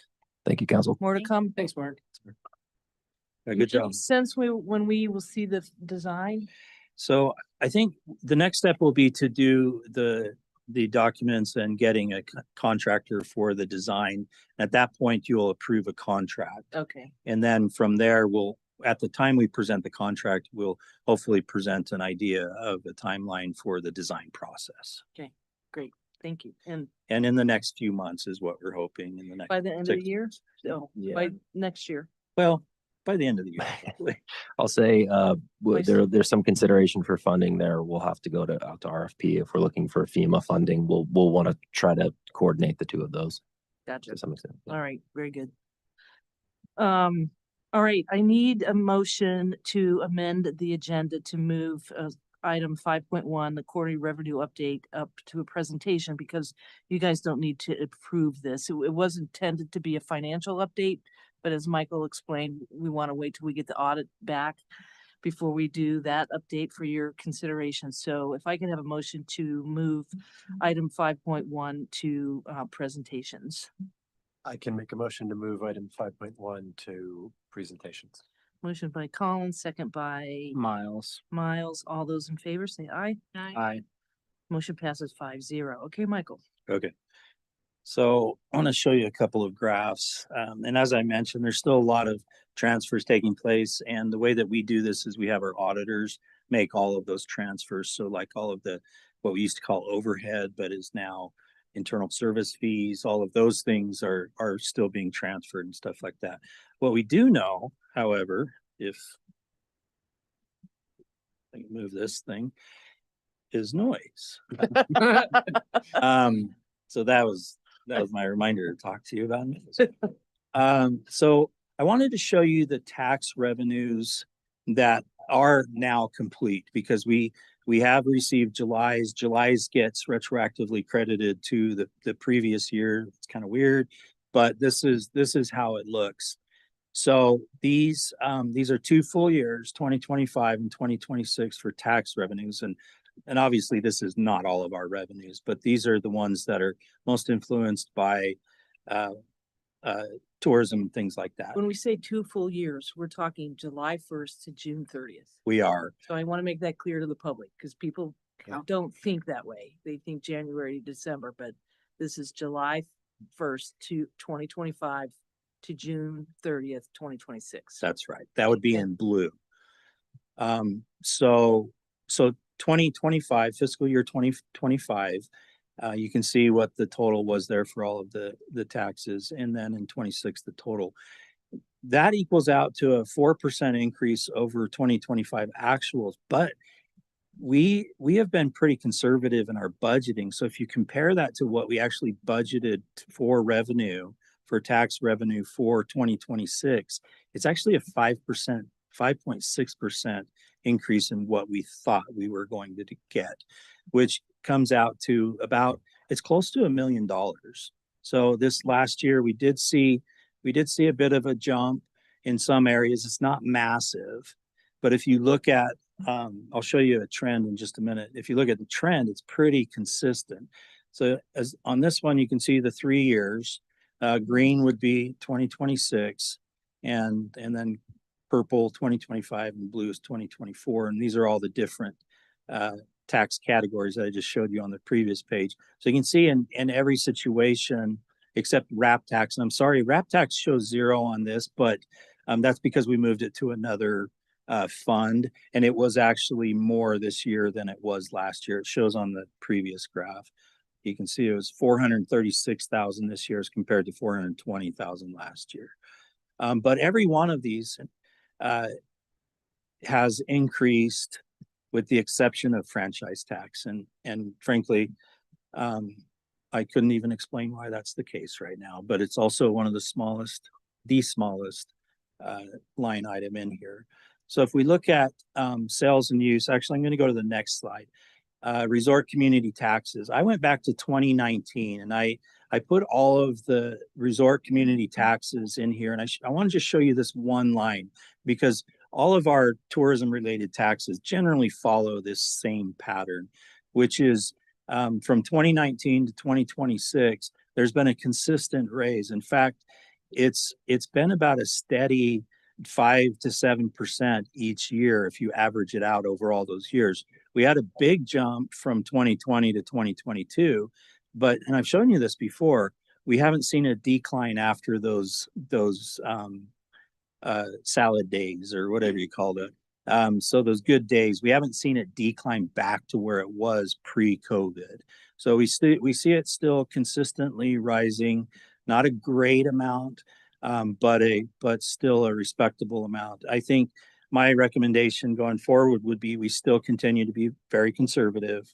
But as you can see, this last year turned out pretty well. We budgeted conservative and we came in about 5.6% in total more than what we budgeted. So, and that's all general fund. Most of it's general fund dollars. So anyways, that's all I want to show tonight. And then I just wanted to explain also that we will be having the quarterly update where I have the final numbers, and that's when we would ask you to make a motion to accept the actual update. And things are looking pretty much right on track to what I showed you at the end of the year when I gave you some projections of how we're going to end the year and the savings and those types of things. Revenue is no different from the savings, or the savings is no different from revenue. It's showing pretty much what we had projected for last year. Questions? We're doing good. Yep. All right. Thank you. You bet. Thanks. All right. Next, we have our two items on our consent agenda, the approval of the minutes from our regular meeting on July 28th, 2026, and the approval of the bills against the city of Moab in the amount of $244,555.50.06. Do I have a motion to approve the consent agenda? I can make a motion to approve the consent agenda. You got a I'll second. second by Tawny. Any discussion, Miles? Nope. Tawny? No. Anybody else? All those in favor say aye. Aye. Any opposed? Motion passes 5-0. All right, on to our general business. Mark and Dedar. Consideration, item 6.1, consideration of approval of UDOT statewide utility license agreement. And from my understanding, we've got utilities in UDOT's right of way. And so this makes it so that it's okay for us to do that. And I guess Yeah. we've had our utilities there for a while. without this Yes, agreement. yes. I mean, this, we already had this license agreement, but it's expired and nobody was aware of it and nobody let us know until recent. So I don't have a presentation. It's very straightforward. This is the license agreement, some sort of easement, for any utility companies, have utilities in the state right away, which is Highway 191. And we have water, sewer, storm drain. Some of them cross the highway, some of them run along. And for us to keep those utilities there, construct new ones and maintain, we need to renew this license. And Nathan, our attorney, has been reviewed this contract and he didn't red flag anything. He didn't ask any big changes. So I'm here to ask for approval for mayor to sign it. When does it expire, Dedar? It's expired in 2018, March. Yeah. And when is this next one? So this one, no, this is 5 years and it's gonna renew automatically another 5 years. So it's gonna be 10 years Oh, that's- unless we appeal. Yeah. And then in 10 years, they'll forget to renew it again. So, Yeah, yeah. all right. If there's any questions. I can make a motion. Okay, great. Thank you. I move to approve the statewide utility license agreement between the city of Moab and UDOT as presented by staff and authorize the mayor to execute the agreement. Motion by Colin, second. I'll second. Second by Tawny. Discussion, Colin? None. Tawny? No. Anybody else? All those in favor say aye. Aye. Any opposed? Motion passes 5-0. Don't go anywhere, Deedar. Yeah, I'm not leaving. I will be waiting since 6 o'clock. Okay, so this 6.2, consideration of approval of a task order for the sanitary sewer master plan update to Bowen Collins and Associates in the amount of $109,479. Now, this is something we have to do every 5 years. It allows staff to kind of review the projects, see if there's any new projects, and then determine how we're gonna fund those projects. So Basically, yes. that's what that.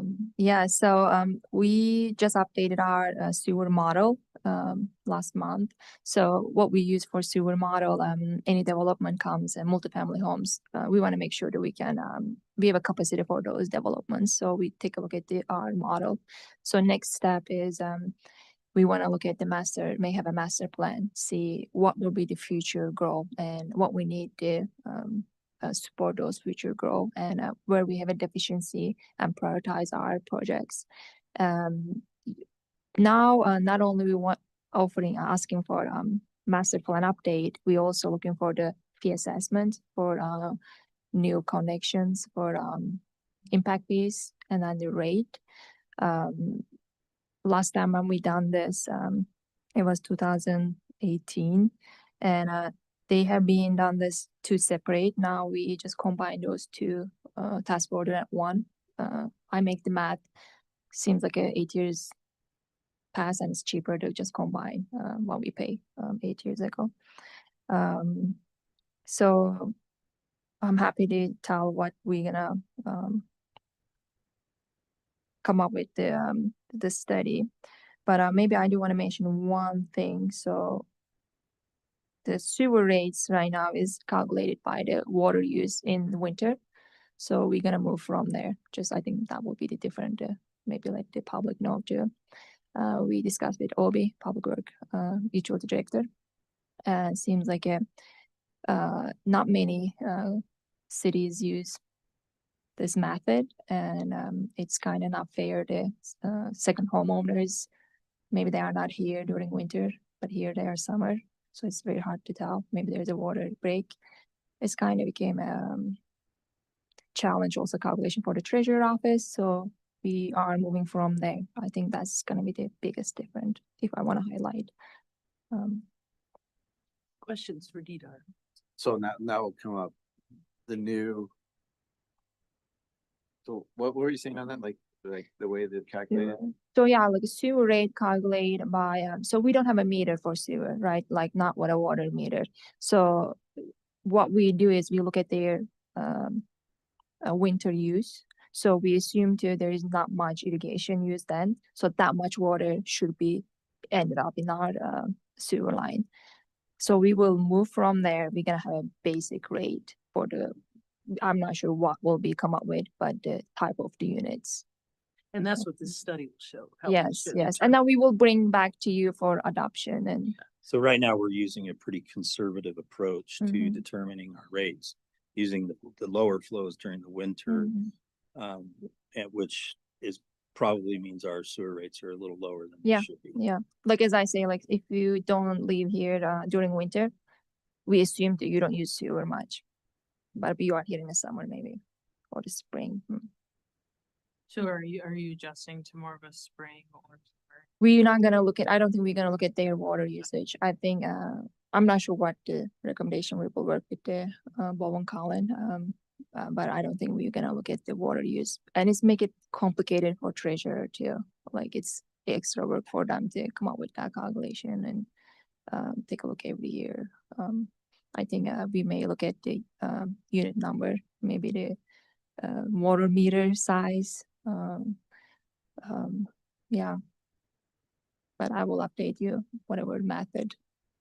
How long Just do the you common. think when we'll get this information back? So this one, so they say there will be two phases. The first one is 6 months. So we will have the master plan, and then the 4 months we will have the fee and impact fees and rates. So one thing I was talking about this, had a councilman walk me off the ledge on this a little bit. It's gone.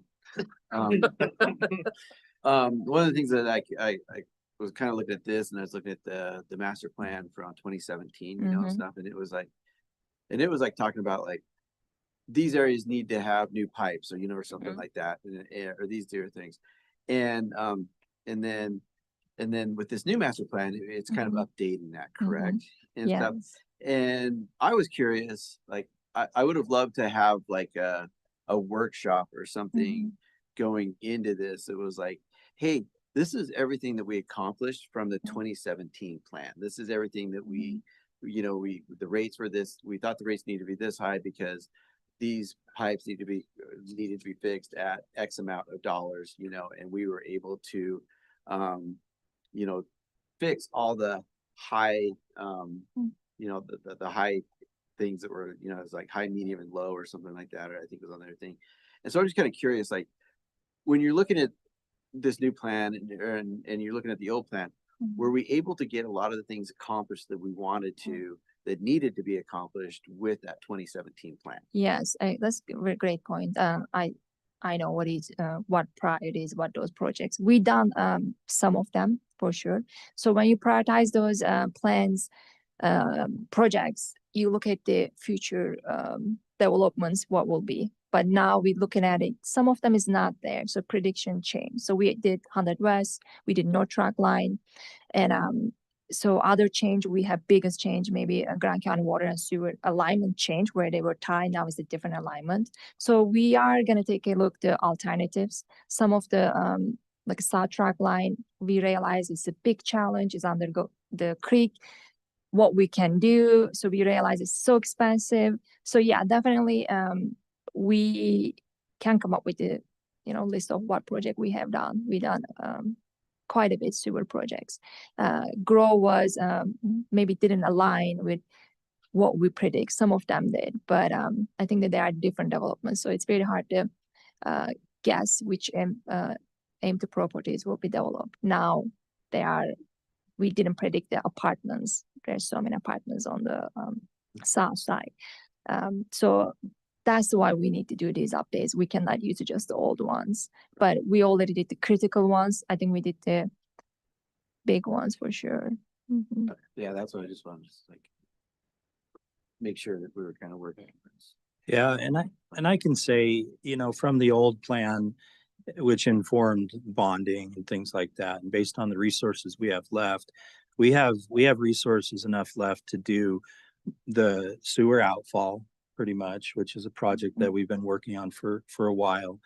And I believe the South Trunk Line, and there's a couple of other smaller projects, but this organization has moved through a lot of projects with the last master plan. How hard would it be to put something like that together?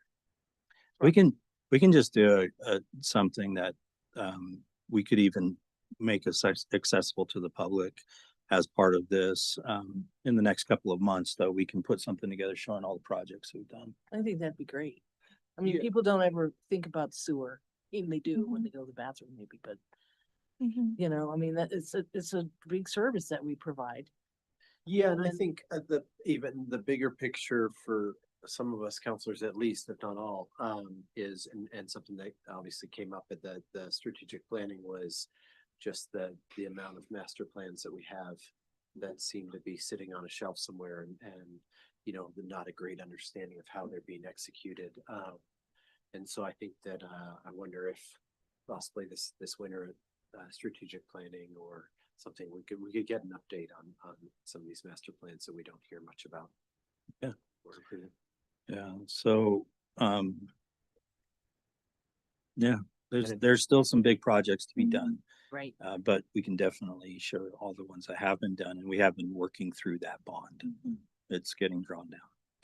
So, like that idea, perhaps for the sewer master plan, when you come back in, 6 months or a year, we can include, this is what we've accomplished, this is what we're looking at moving forward. Does that work for you? I mean, it's gonna be down the road, but if you guys can put that in your However, you guys Well- remember to do what we tell you to do.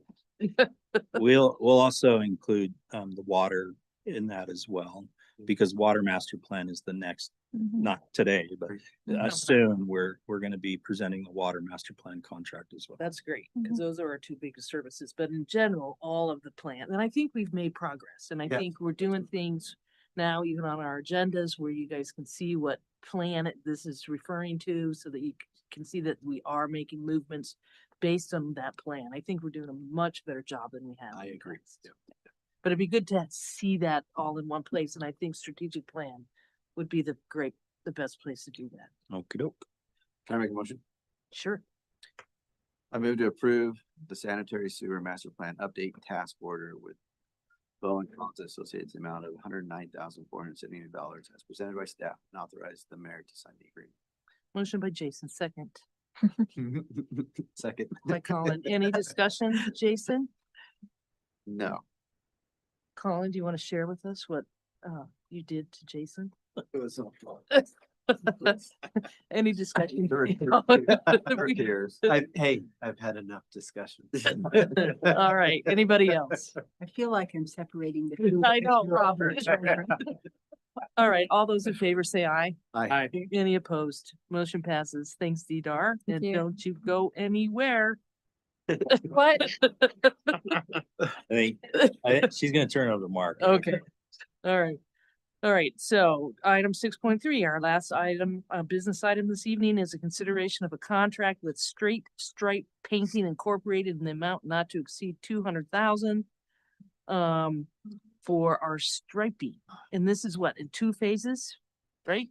So this is phase 2 of the striping plan for the year. Right now, we have people out in our streets department striping. They're hitting crosswalks and things like that. They're going to finish up this week.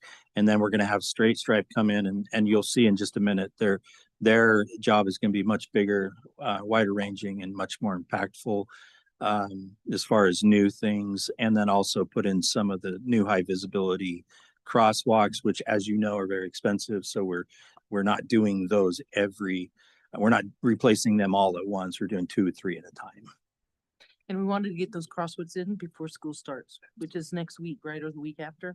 It's next week. You probably don't know anymore. I don't know. Yeah. Lucky you. Next week. 19. Okay. All right, Mark. So we are planning to do this under a standing state contract. UDOT maintains a contract with Straight Stripe. We have utilized them in the past. There's a few different treatments here. I'll kind of start high elevation. What's shown here is generally just restriping existing striping. So we're just refreshing striping. We don't have plans shown for that because they're literally gonna just go out there and drive the roads and put new paint down on the existing striping. In addition to that, we will be installing 4 new thermoplastic crosswalks. That is at Williams Way and 5th West, and at 100 North and 100 West, Center and 100 West, and then down here, kind of at the bottom, 300 South, by the bridge. And that one is nearby the schools down there, so we thought that one was pretty important. And then I'll just kind of highlight, because I almost missed it here, that 400 East will be refreshing the striping over there as well. From Alexi and Levi, with their help, coming from them, they've developed this concept of green bike lanes where they cross an intersection. This is a NACTO standard treatment. That's I'm going to get this acronym wrong, North American City Transportation Officials. National Association of City Transportation Official. We're close. I got the last 3 letters right. Yeah. They have a lot of these kind of more newfangled, kind of neat, novel, no, I shouldn't say novel, They're tried and true. tried and true. Yeah. Well, they're on King Creek. Yes. Yeah. So we've Please streets. we've dabbled with a little bit of this green paint on Cane Creek, and then also many years ago, we put a little bike lane across a turn lane on 4th East up by Swanee. It's since worn away, but so we'll be doing these everywhere on this map that we're doing the regular striping refresh. We will be doing those at every intersection is the plan. That's on this map. That's on that map. Yeah. So every cross street. And eventually every, others also, eventually. Yeah. Yeah, this is a standard treatment for going through intersections so that you're not in no man's land, so to speak, on your bicycle. And there's a lot of times no striping at all. Warns the vehicles and gives these cyclists some guidance. Yeah. This will just be paint, not thermo, that will tend to wear. So we'll, over time you will kind of see the tire tracks across them. And then, actually I should have led with this. So this is kind of what that standard treatment would look like. Specifically at 2 intersections, these are both on 100 West. We are also, maybe I can zoom in on this actually. We're also proposing to add hatching. This is Williams Way. Add hatching along the south side of Williams Way here. Put green down for the bike lane, and then these little dots here are channelizers. Just as a note, we won't be contracting with the painting company to do those. We'll be doing the channelizers in-house. What are channelizers? I should have come prepared with a photo of that. Sometimes they're called candlesticks, things like Yeah. that. Little They- plastic. Yeah. Oh, that's Yeah. stuff that You can run them over, but they're a good reminder. This is what we're doing. This is our low budget traffic calming measure. Yeah. And this also, as you know, is a right turn issue where Yeah. people are using the shoulder to make right turns. all and the time. everything. They do Yep. that. Yeah. All the time. God, I speed and like, I don't know, I'm the mayor. Hear that, Pete? But that intersection is a dangerous one Yeah. because, now with e-bikes, they're going so fast. I mean, there's Yeah. been many times when I've looked and I've seen a bicyclist and I'm like, oh, I can make the turn. Yeah. And they're like right up on me. As So I someone who think tows that'll be big helpful. trailers around town too, I'm sick and tired of people Yes. trying to make a right from the shoulder when I'm making a right Yeah. and just making a big wide turn because I've Right. got a big trailer. Right. This is one of the bigger culprits here. Yeah. And we have talked about the trail mentality as you're going through intersections recently, and we will be talking more about that. Okay. With e-bikes and not stopping before the intersection and stuff like that. So Yeah, so this will have a kind of a double benefit of acting like a sort of soft bulb out here. So you have a little bit of increased protection, I suppose, for the people going through the crosswalk. It's not a raised crosswalk, but it's not a raised bulb out, but the channelizers will help there. And then similarly, this is 100 West and this is 100 North. We will be refreshing this crosswalk, by the way, it's just not drawn here. And adding a similar to Williams Way hatched area with channelizers here to act like a bulb out. and this is an engineering thing that does help to go towards what Yep. you're talking about with the speed limit. It does. So The other thing, and I don't know how we do this, but on that Williams Way, 100 West intersection, if there's a bus, there was like a bus park, you can't even see around the bus, so you can't see anybody coming up. I don't know if there's signage or something. I don't know how we do that, but yeah, if you have big, tall vehicles parked right there, then maybe they can't park now there. I don't know. I don't think there's any. There isn't any parking, but I just remember recently there was some big vehicle, maybe it was in that first stall and you could not see the bike lane at all. Yeah, I have seen that. Yeah, a van parks there or something like that. Yeah. Big- yeah. Yeah. I don't know. We can look at that, look at signage It's and every, things like it's that. around town, it's Yeah. everywhere, it's a problem. But anyway. Colin and Jason, do you have any thoughts? Go ahead, Caitlin, sorry. I just know this is a big thing for you. Looking, I guess that is such a congested intersection, wanting to confirm that there's still enough roadway width where that's not gonna make that corner really tight for people. So- Potentially kind of almost turn at the same time, which happens all the time at the intersection. So I wanted to kind of confirm that right-hand lane, that there's enough roadway for that to be a comfortable two-way. So for the, you, specifically with the eastbound, taking a right or going, or taking a left? Yeah, kind of But both. combined. Yeah. Simultaneously. What, how wide is each lane after this? The eastbound and the westbound. So it's the existing striping. So if you drive it right now, this is gonna be the same geometry. You'll just have channelizers where there's a bike lane Okay, cool. striped right now. It's gonna be deterring people from coming next to the car and making that right-hand turn. Okay. Yeah. Yeah, I, Just gonna back up traffic there, cause I do it. Yeah. Never mind. Yeah. Yeah. Right. No change in geometry. No change in Over here. geometry. We're discouraging the right turn movement there. Yeah, essentially. and I think that will a lot. It will me.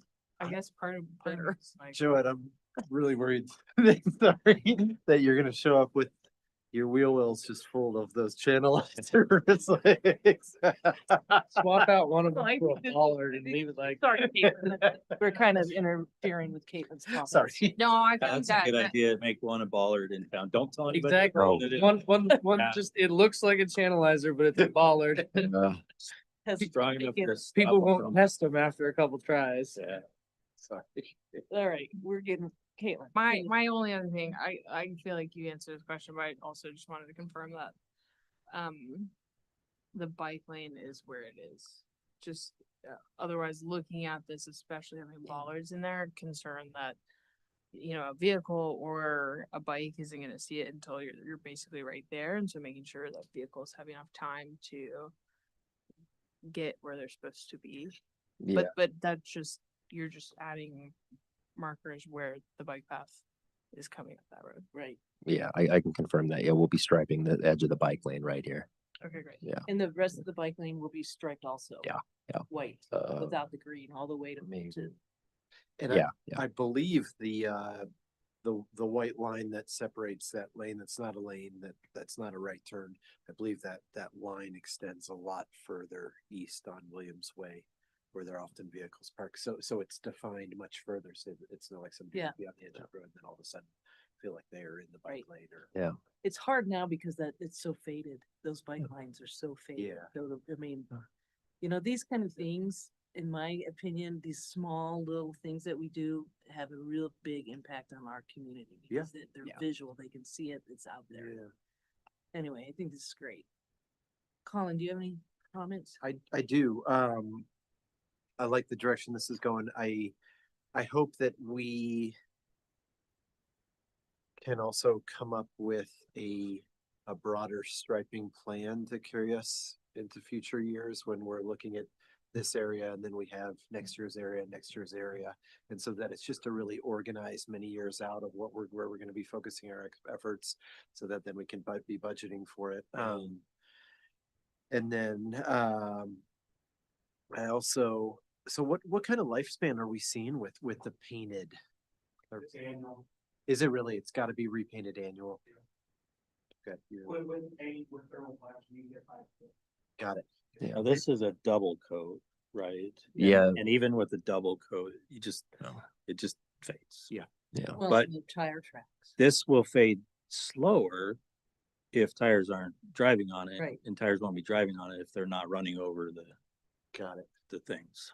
So, On that note, and Leaf, maybe you can answer this, but I wonder if the thermoplastic treatments that we already have installed, if they can be power washed or anything? That's how we're maintaining them now. That is, We'll go out okay. and scrub them and power wash them. Nice. That's how we get the longevity out of it. Okay. Yeah. And that brings them back. Yeah, Right, like Michael right. said earlier, we're going through these last 2 weeks preparing for the school opening next week. And we've tackled all the school zones. So the Great. stops, the stop bars, the crosswalks. With paint, we weren't prepared to do thermoplastic yet. Yeah. It was such a short time, but, that'll be done this week. Great. So the ones that are thermoplastic, like with Swanee, we scrub, by the church. Okay. And, mortuary. Yeah. That crosswalk right there, it's thermoplastic. It's roughly 10 years old. Okay. Yeah. Great. Yeah, we're still maintaining, still scrubbing. Great. We are doing some evaluation internally to see what the options are for doing thermoplastic ourselves, what that would save us potentially, as well as a couple of other common things like concrete and stuff like that, that we'll be coming back and talking to you guys about. Great. And then the last thing I'll say is just a plug for, again, we do have a master plan that can help inform a lot of this stuff. So I don't know if that's come off the shelf in the last year since we approved the non-motorized transportation master plan. Oh, yeah, okay. But, you know, as we're looking at these things, you know, just Yeah. again, we're as a council, I think, pretty excited about, you know, we are approving these plans that they get utilized. Yeah, but like Michael mentioned, our plan is to have all our road markings, the stops, the schools, the arrows, the bicyclists, all those be thermoplastic and all Love that. the Yeah, channeling lines, they'll be paint. great. I want to bring in RRFBs as well, the rectangular rapid flashing beacons. We are looking at a couple of installations for those, but we are also looking at some redesigns and some mill and overlays for the areas that we're looking at. We do have a price for those though, and we are looking at where those belong, and we've got the price as low as possible, and it's not super low, just FYI. Is there somebody on staff? If not, I would take this on, but we lost a great opportunity when the school district lost the person who was in charge of the safe routes to schools. Oh. And I don't think they've reassigned somebody, but there is a significant amount of money through UDOT to pay for exactly that.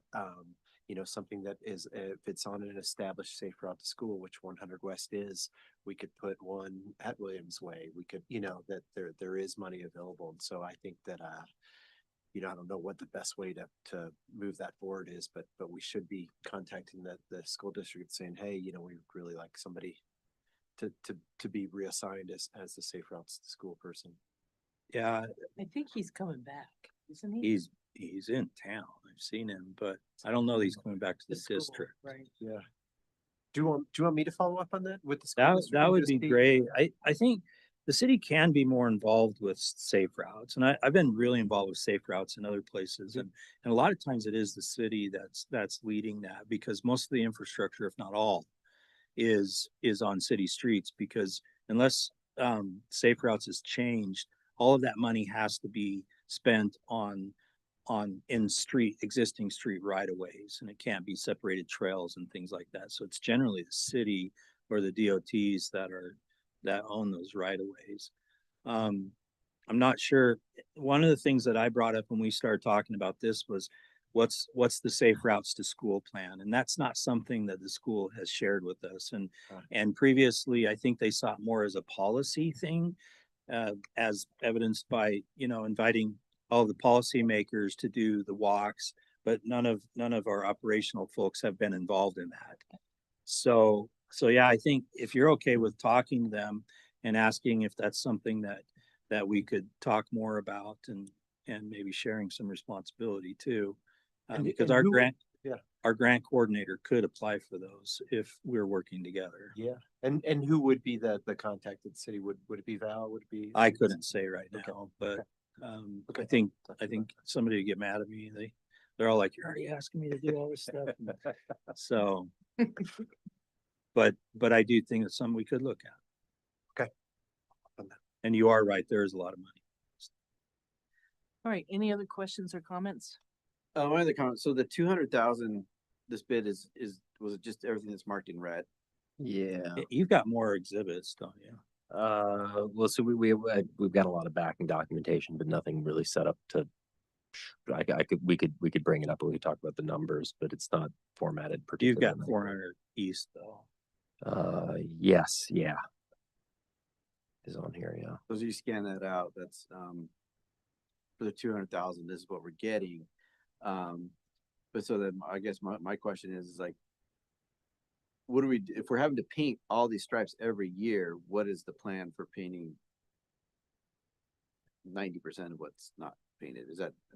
Well, I think that's what Colin was saying, is that we need to have a plan. It's I- how yeah, we're gonna do And it. that's kind of what I'm like going like, 200,000 is only getting us this, you know, what's the plan? Cause that was something that I was kind of reading, you know, in the proposal. I couldn't quite figure out like, what the 200,000 was getting us, you know, as I was kind of Yeah. reading it through, like, is this? Most of it's for the crosswalk. Yeah, it's almost 50,000 for the crosswalks, I Yeah. think. And then, so you're right. There is a lot of paint that still needs to be applied to these streets. And if we're only doing this much each year and it has to be done each year, how does that look? There's no way we're going to be able to stripe every street each year. So next year, what we would be looking at is doing another section like this. And trying to get to all of the streets. And I believe everything that we're doing on the streets are the bike lanes, the intersection crossings, the crosswalks, and then we're doing a lot of the crosswalks that are paint, and we're also doing the parking stalls as well ourselves, including Third South. And but yeah, I mean, this is what we're getting for $200,000. But we're getting it all done within a week or two. Yeah, this will be pretty fast once we get it in line, essentially. We just got to get it scheduled. I'll kind of maybe add a little part to the consideration of how we plan these forward. The striping tends to be one of the more flexible things we can do with respect to right-of-way improvements or utilities and all of these things. So oftentimes it just follows from you know, what projects we've done most recently. Do we need to refresh that paint? You know, was it a project, Cane Creek, for example, we won't do because we just did that. And we're not necessarily always exactly sure where we're going to tear up next year, you know, or if we'll get around to it next year. So this tends to be a kind of a flexible, I can't think of anything better to call it than a filler project. It's absolutely necessary. I don't mean anything other than that. But it can kind of squeeze between everything else that's a little bit harder to program. If that makes any sense. Does that answer your question? Kind of. Probably not. But and then the other thing is that with, you know, we're paying a lot for all of this. We can touch these things up as well. The areas that are being run over by tire tracks all the time, which is going to be all the green paint in the intersections, those kinds of things we can touch up as we go along until we can replace those with thermoplastic. Yeah. So we don't have to call these guys in just to touch it up. Yeah, and actually to that kind of that same end, we've discussed, I think right now in the cost estimate, Fourth East will probably just do a single application because the paint is a little bit newer. It is a little bit newer, and we're looking at a redesign there. So. Right. Yeah. So we're going to save a little bit of money now. So can I ask about the discrepancy in, we're approving up to 200,000, you just showed ballpark 180. Is that just like contingency, or is it if we have another $20,000, we'd do this road too, or? Yep, it could work that way. You know, the way we put these together without doing extensive surveys on any of these things, just as a matter of saving time and making it quicker. When the painter goes out there, you know, maybe we realize, oh, there was a little bit of painting that we didn't include there. We've got to go another 50 feet here or there, that sort of thing. So yeah, it is contingency. And then if something did come up later, something always comes up yeah. while they're here. It gives us an opportunity to fix the quantities that we didn't include, but also add a little bit to it as well. So, yeah. All right, I'm gonna ask for a motion. I can move to approve the contract with Stripe Painting Incorporated in an amount not to exceed $200,000 and authorize the mayor to sign it. Second, I can second that. all right. Motion by Tawny, second by Colin. Tawny, any discussion? No. Colin? None. Well, actually, I have one comment, and I just want to point out that, you know, the $200,000 is a large pill to swallow. You know, it pleases me that a huge portion of this is going towards this thermoplastic treatment that is gonna last 10 years. And so we're not necessarily looking at, this year, this amount year after year, especially as we get more and more thermoplastic on the ground. So I appreciate that we are going to just a product that will last longer and be less work for your department, Levi. Thank you, Mark. Okay, that's me. I was gonna bring this up during my updates, but just kind of in the context of last meeting and all the state, this is also a state procurement contract and partially like side request to Michael is I think it'd be really helpful for us to have a presentation and talk about policies about how the city uses those. About procurement policies. Okay.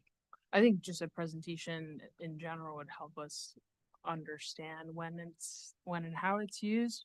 But I think also looking at this and thinking about when we did the sidewalk project, like I really like this approach for contracted work because we budgeted 200,000.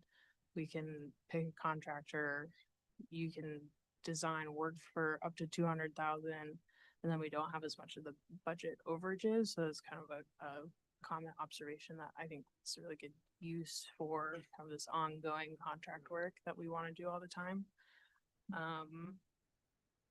Yeah, so thanks.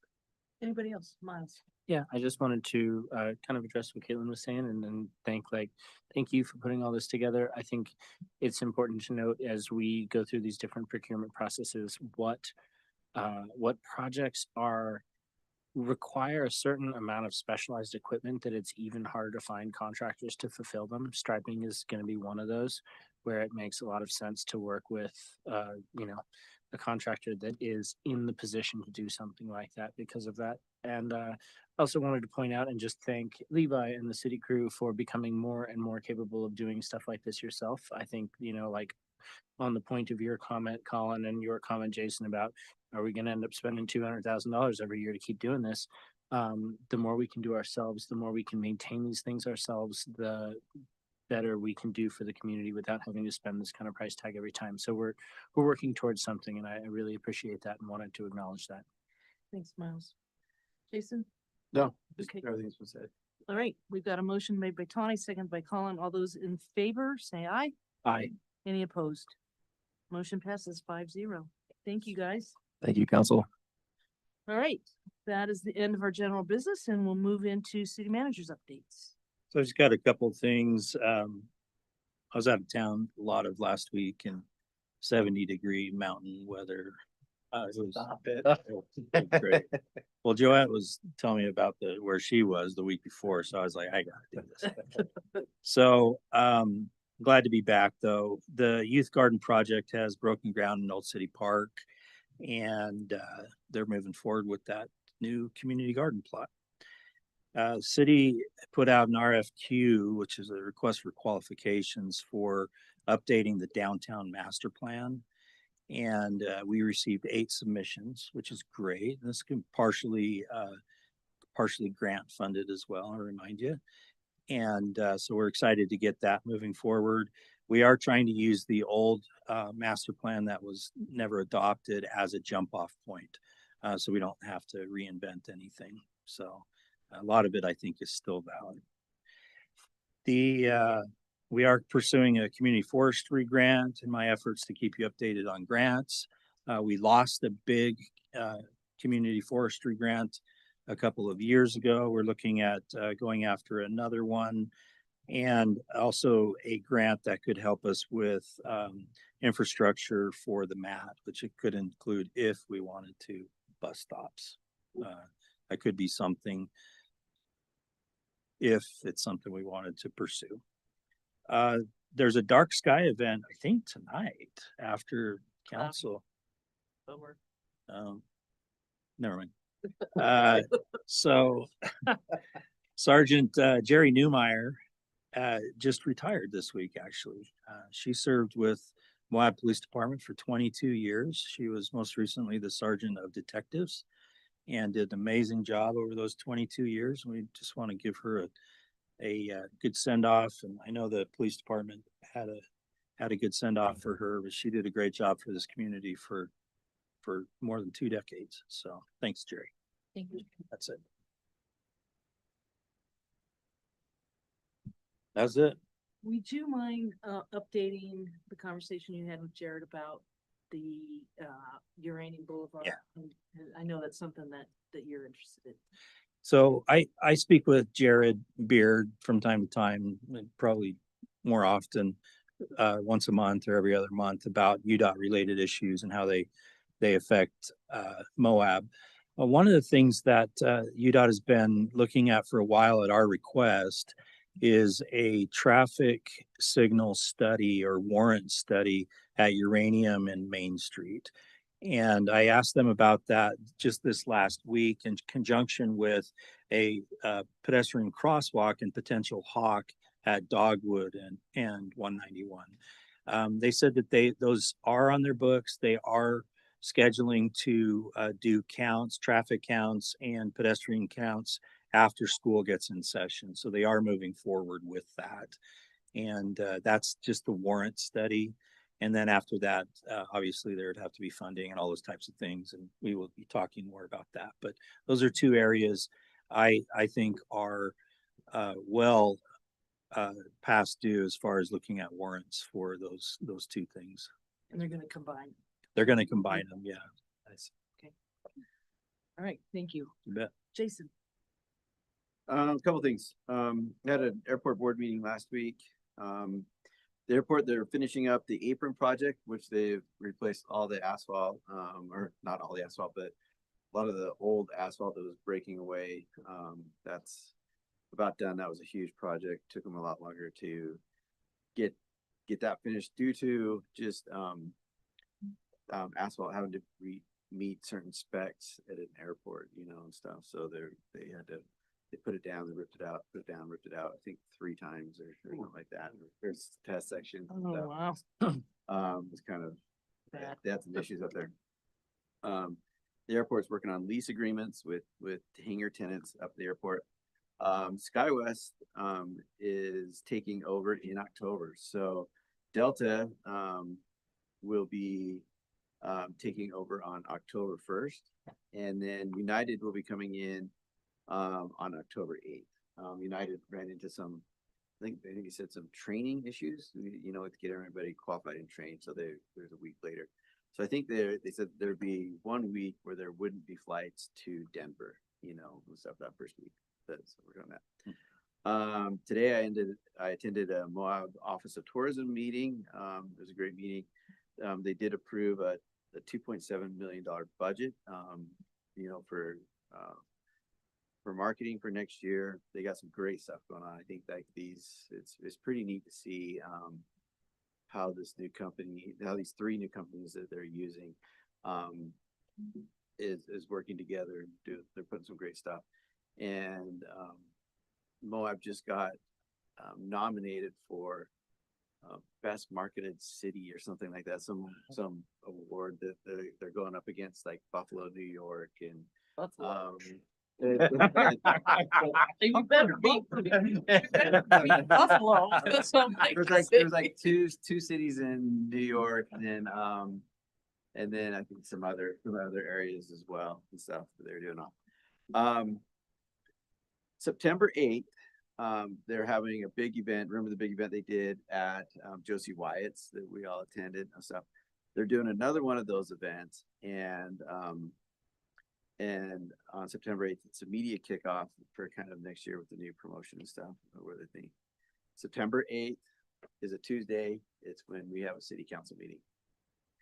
So They obviously wanted us to be. yeah, and I brought that up. I brought that up to him tonight after did the meeting. Then I was like, "You guys realize that the last time you did this, the mayor and every city councilor was at this kickoff event, and why are you doing it on Tuesday?" And Did they care? they laughed. Oh. So, anyway, so there you go. That's all I have. Do they have the schedules yet for Delta United? Like, can we go online and purchase? They are online. Yep. Is there 2 flights to Denver and back? Yes, I think so. And yeah. then 1 to Salt Lake every day, Monday through Friday, and then it's probably. I don't, I looked it up like a week or so ago, but I can't remember Okay. what it is now. But it's up there. But We can, it- we it can is- book. It is on there, you can book, yeah. So, Thanks, Jason. Tawny. Okay, I don't have a whole lot, but I do have some. On the 5th, the Moab Museum had a visioning workshop and plan presentation. It was focused at fundraising and, the infrastructure of fundraising and, how to maintain relationships with donors and, what else? It focused a little bit on the responsibilities of the board. And I think they picked a good team to work with. The staff felt like they were getting good direction from her. And then I had a meeting with Mayor and Colin and had 2 meetings with the Canyonlands Healthcare Special Service District. We interviewed and picked a consultant for our RFP for a proposal for our development. And then that's it. Thanks, Tawny. Colin. I just want to start by saying that I spent half my growing up in Buffalo, New York. Sorry. There is no amount of marketing. No, no, lovely place, lovely place, lovely place. Everybody goes to Canada. When they go to Buffalo, they go to Canada to spend the night. On August 6th, I met with the mayor and Tawny. And then the 11th, which I guess is today, I had a trail mix meeting, a couple interesting things. One, we heard from our parks director that, do you all remember the wayfinding sign presentation? Sounds like the first 25 signs are about to be ordered. So we'll start seeing those up in town pretty soon. It's exciting. And then we also heard from the Park Service that visitation at Arches is down 12% this July from last July. Yeah, which was really surprising. I don't know if folks are just waiting for the shuttle or Timed it's entry. happening. Yeah. we went there. Is that it? Is that it? That's it for me. All right. That's all I got. Thanks. Caitlin. On the 1st, I went to the Moab City Childcare celebration for their new building that they just put up at their original center, which is very exciting. On the 5th, I had a meeting with the mayor and then also went to Melly's Cone and Cup grand opening. Oh, how are the cones? I didn't have a cone, but the gelato is fantastic. Highly recommend. It's pink, very cute. I wish I had known I would have worn pink that day, especially because it's a Wednesday, but I didn't. What is that? You All too. right. I mean, there's some lingo. Like the rest of us are like, it's way over our heads. You can. Movie quote. isn't it? It's a Mean Girls reference. Oh. On Wednesdays it's pink. I love that that's on public record. Okay, and then on the 6th, I went to a housing task force meeting. Tomorrow is the housing town hall at the Mark. We'll start at 6. There's gonna be a bunch of people there tabling. So like Red Rock Flats and a lot of the new apartments are gonna be there with information. We'll have Rocky Mountain Power, Wattsmart program, lots of, Hasu, Mackle, all the classic players, but This is tomorrow. tomorrow. Okay. Starts at 6, and then starting at 6:30, we'll have a panel discussion. I'll be moderating. Corey will be there. As well as Andrew Jackson and Rennie Day, Chris Parker from the Give Group, Ronnie Schultz, yes, PRMI. And I feel bad that I'm gonna forget the others, but it's gonna be fantastic. I think even in the prep session, conversation was lively. I think it's gonna be a really interesting conversation about housing and kind of how to build attainable housing. And also at the task force meeting, we had a presentation from a guy named Gus with Recommend Power's Watt Smart program, going through Recommend Power has a lot of rebates and incentive programs for heating and cooling, ductwork, weatherization. There's simple rebates on smart accessories and appliances. You can just go to the Watt Smart website, and if it has an Energy Star logo, most likely Recommend Power will give you a rebate for it. I've learned a lot, especially thinking about my home. And then we also discussed interlocal agreement and bylaws. Kind of looking at a structure similar to trail mix of having appointed city and county people, both representing city and county and HOSU, but also having city and county appoint people to that board. So it'd just be a 13-member voting board, subject to OPMA. I think next step will be bringing that to city and county to have kind of internal meetings about what that looks like before it even comes to council. So that'll come to you guys next. And then I have a LH local homeless council meeting tomorrow. Tyler Clancy, who's the new state homeless coordinator, reached out yesterday morning.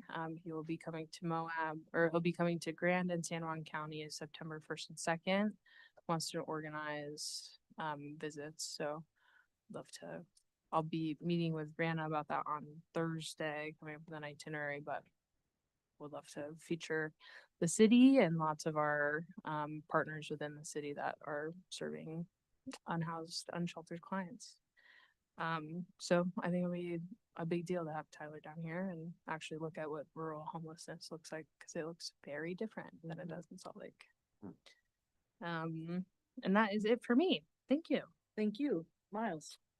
So, I had a meeting with the mayor and Jason that Jason didn't feel like mentioning, but I think went really, really well. Didn't go well for You know, Jason was late. I didn't say that. But otherwise, I don't have a whole lot. But something I wanted to talk about is a meeting I had earlier today. There has been a little bit of interest in the community on Facebook lately in regards to the automated license plate readers that are utilized in our community. And I had the opportunity to sit down with Detective Drexler, who heads up that program, and have a conversation with him about what is being used, how your data is being protected, and how we're going about it as a community. And so I want to be clear first and foremost. We use a contract with Motorola, not Flock or any of the other camera systems that are embroiled in their own controversy. We've chosen Motorola first and foremost because of how they protect your data and the fact that they do not broker your data. So otherwise, there are cameras on the way in and on the way out of town that scan license plates, and they've actually helped us combat quite a bit of crime in not just in the community, but passing through the community, and are seen as very worthwhile. But I want to assure you that there is not one on every corner. Nobody is watching your every move here in town. That is not their intent, and that is not the way that the police department is using them. And Detective Drexler walked me through the accountability and auditing process that also comes with these. That is what we are doing to safeguard our community from anyone choosing to abuse this informational system that we have. It's robust, and it needs to be so, because as our police department pursues accreditation, that's one of the big things that you need to do to be accredited, is to show that you are safeguarding people's data and using it in a specific way. So to everyone out there in Facebook land that is worried that we are working our way towards Skynet, it is a really interesting tool and a really powerful tool for combating crime in our community. I can see that the police department is doing everything that they can to use it in a responsible way and make sure that it benefits the community, but does not infringe on our rights. And I wanted to say that out loud. Thanks, Miles. Thanks, guys. Is that it? That's it. All right. As Tawny mentioned, Canyonlands Healthcare Special Service District is going to be signing, or approving a contract with an organization, called Elevate. Interestingly enough, when they presented to us, they shared this is for the MAPS master plan or completion of the MAPS project. And they shared with us one of their projects, which interestingly was out of Buffalo, New York. Beautiful place. Yeah. Anyway, I'm very, Well, big. they're gonna win this contest sounds with all, Really nice. with all the promotions we're You doing. get them, I know, because all the two people that are watching us tonight. But very excited about this contract. We'll probably be kicking it off in September, October. I hope that it's an excitement to the rest of the community too, because it's right in the center of our town. It's an opportunity to create some good housing and, make our center of town even better than it already is. I went to the county commission meeting last Tuesday, to see how they voted on, to actually stare them down to make sure that they voted on the water tank appropriately, which they did. They were very kind and very respectful to the city while we were there. And there's no problem with that. And I did sign that development agreement today. So the water tank is ready to go. And we should be seeing some activity pretty soon, I would imagine within the year, right? They did extend it, so we've got until 2030 to get it done, but I think we'll probably get it done way before then. And then we're also on that same note, on the 20th, we're going to the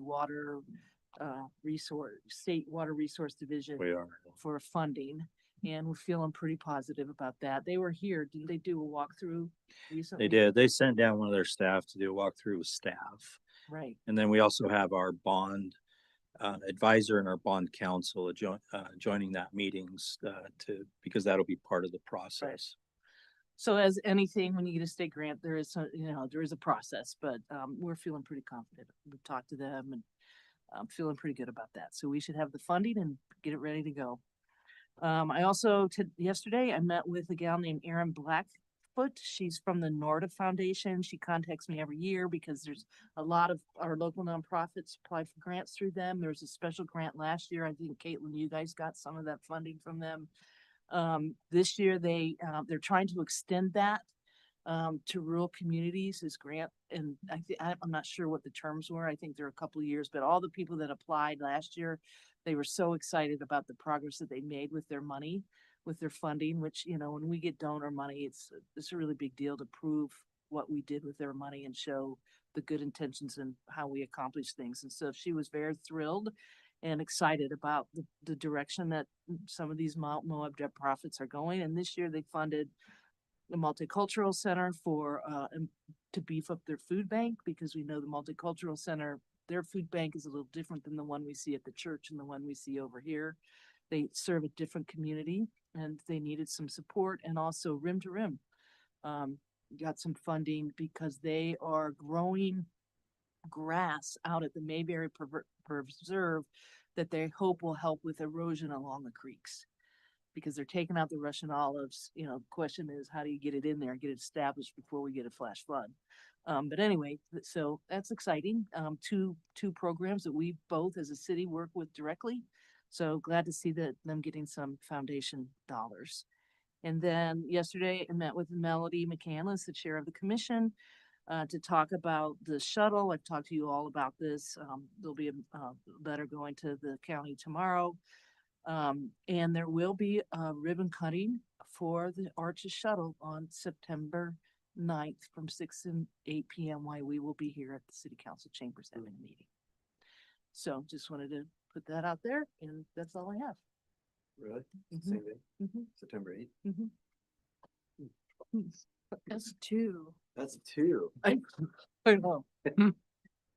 Anyway, that's all I have. And we don't have a closed session. All right. So I'm gonna ask for a motion to adjourn. Motion to adjourn. Motion by Colin, Second. second by Miles. We're adjourned. Thank you, everyone. Good. I did. I sent her. I said there's not gonna be any city reps there because we have a meeting. So I know. And then they're doing a big opening. I was like, all there. You're doing it, I think they're- It was nice. But it's like, you should come. No? Well, I You sent her a wanna, picture. you wanna have, you want us to be, I just, she you wanna just be, said, well, you wanna be united and then you. I just said there won't be any city reps there because we have a city council meeting that takes time. And she said, okay, I'll pass it along. Yeah.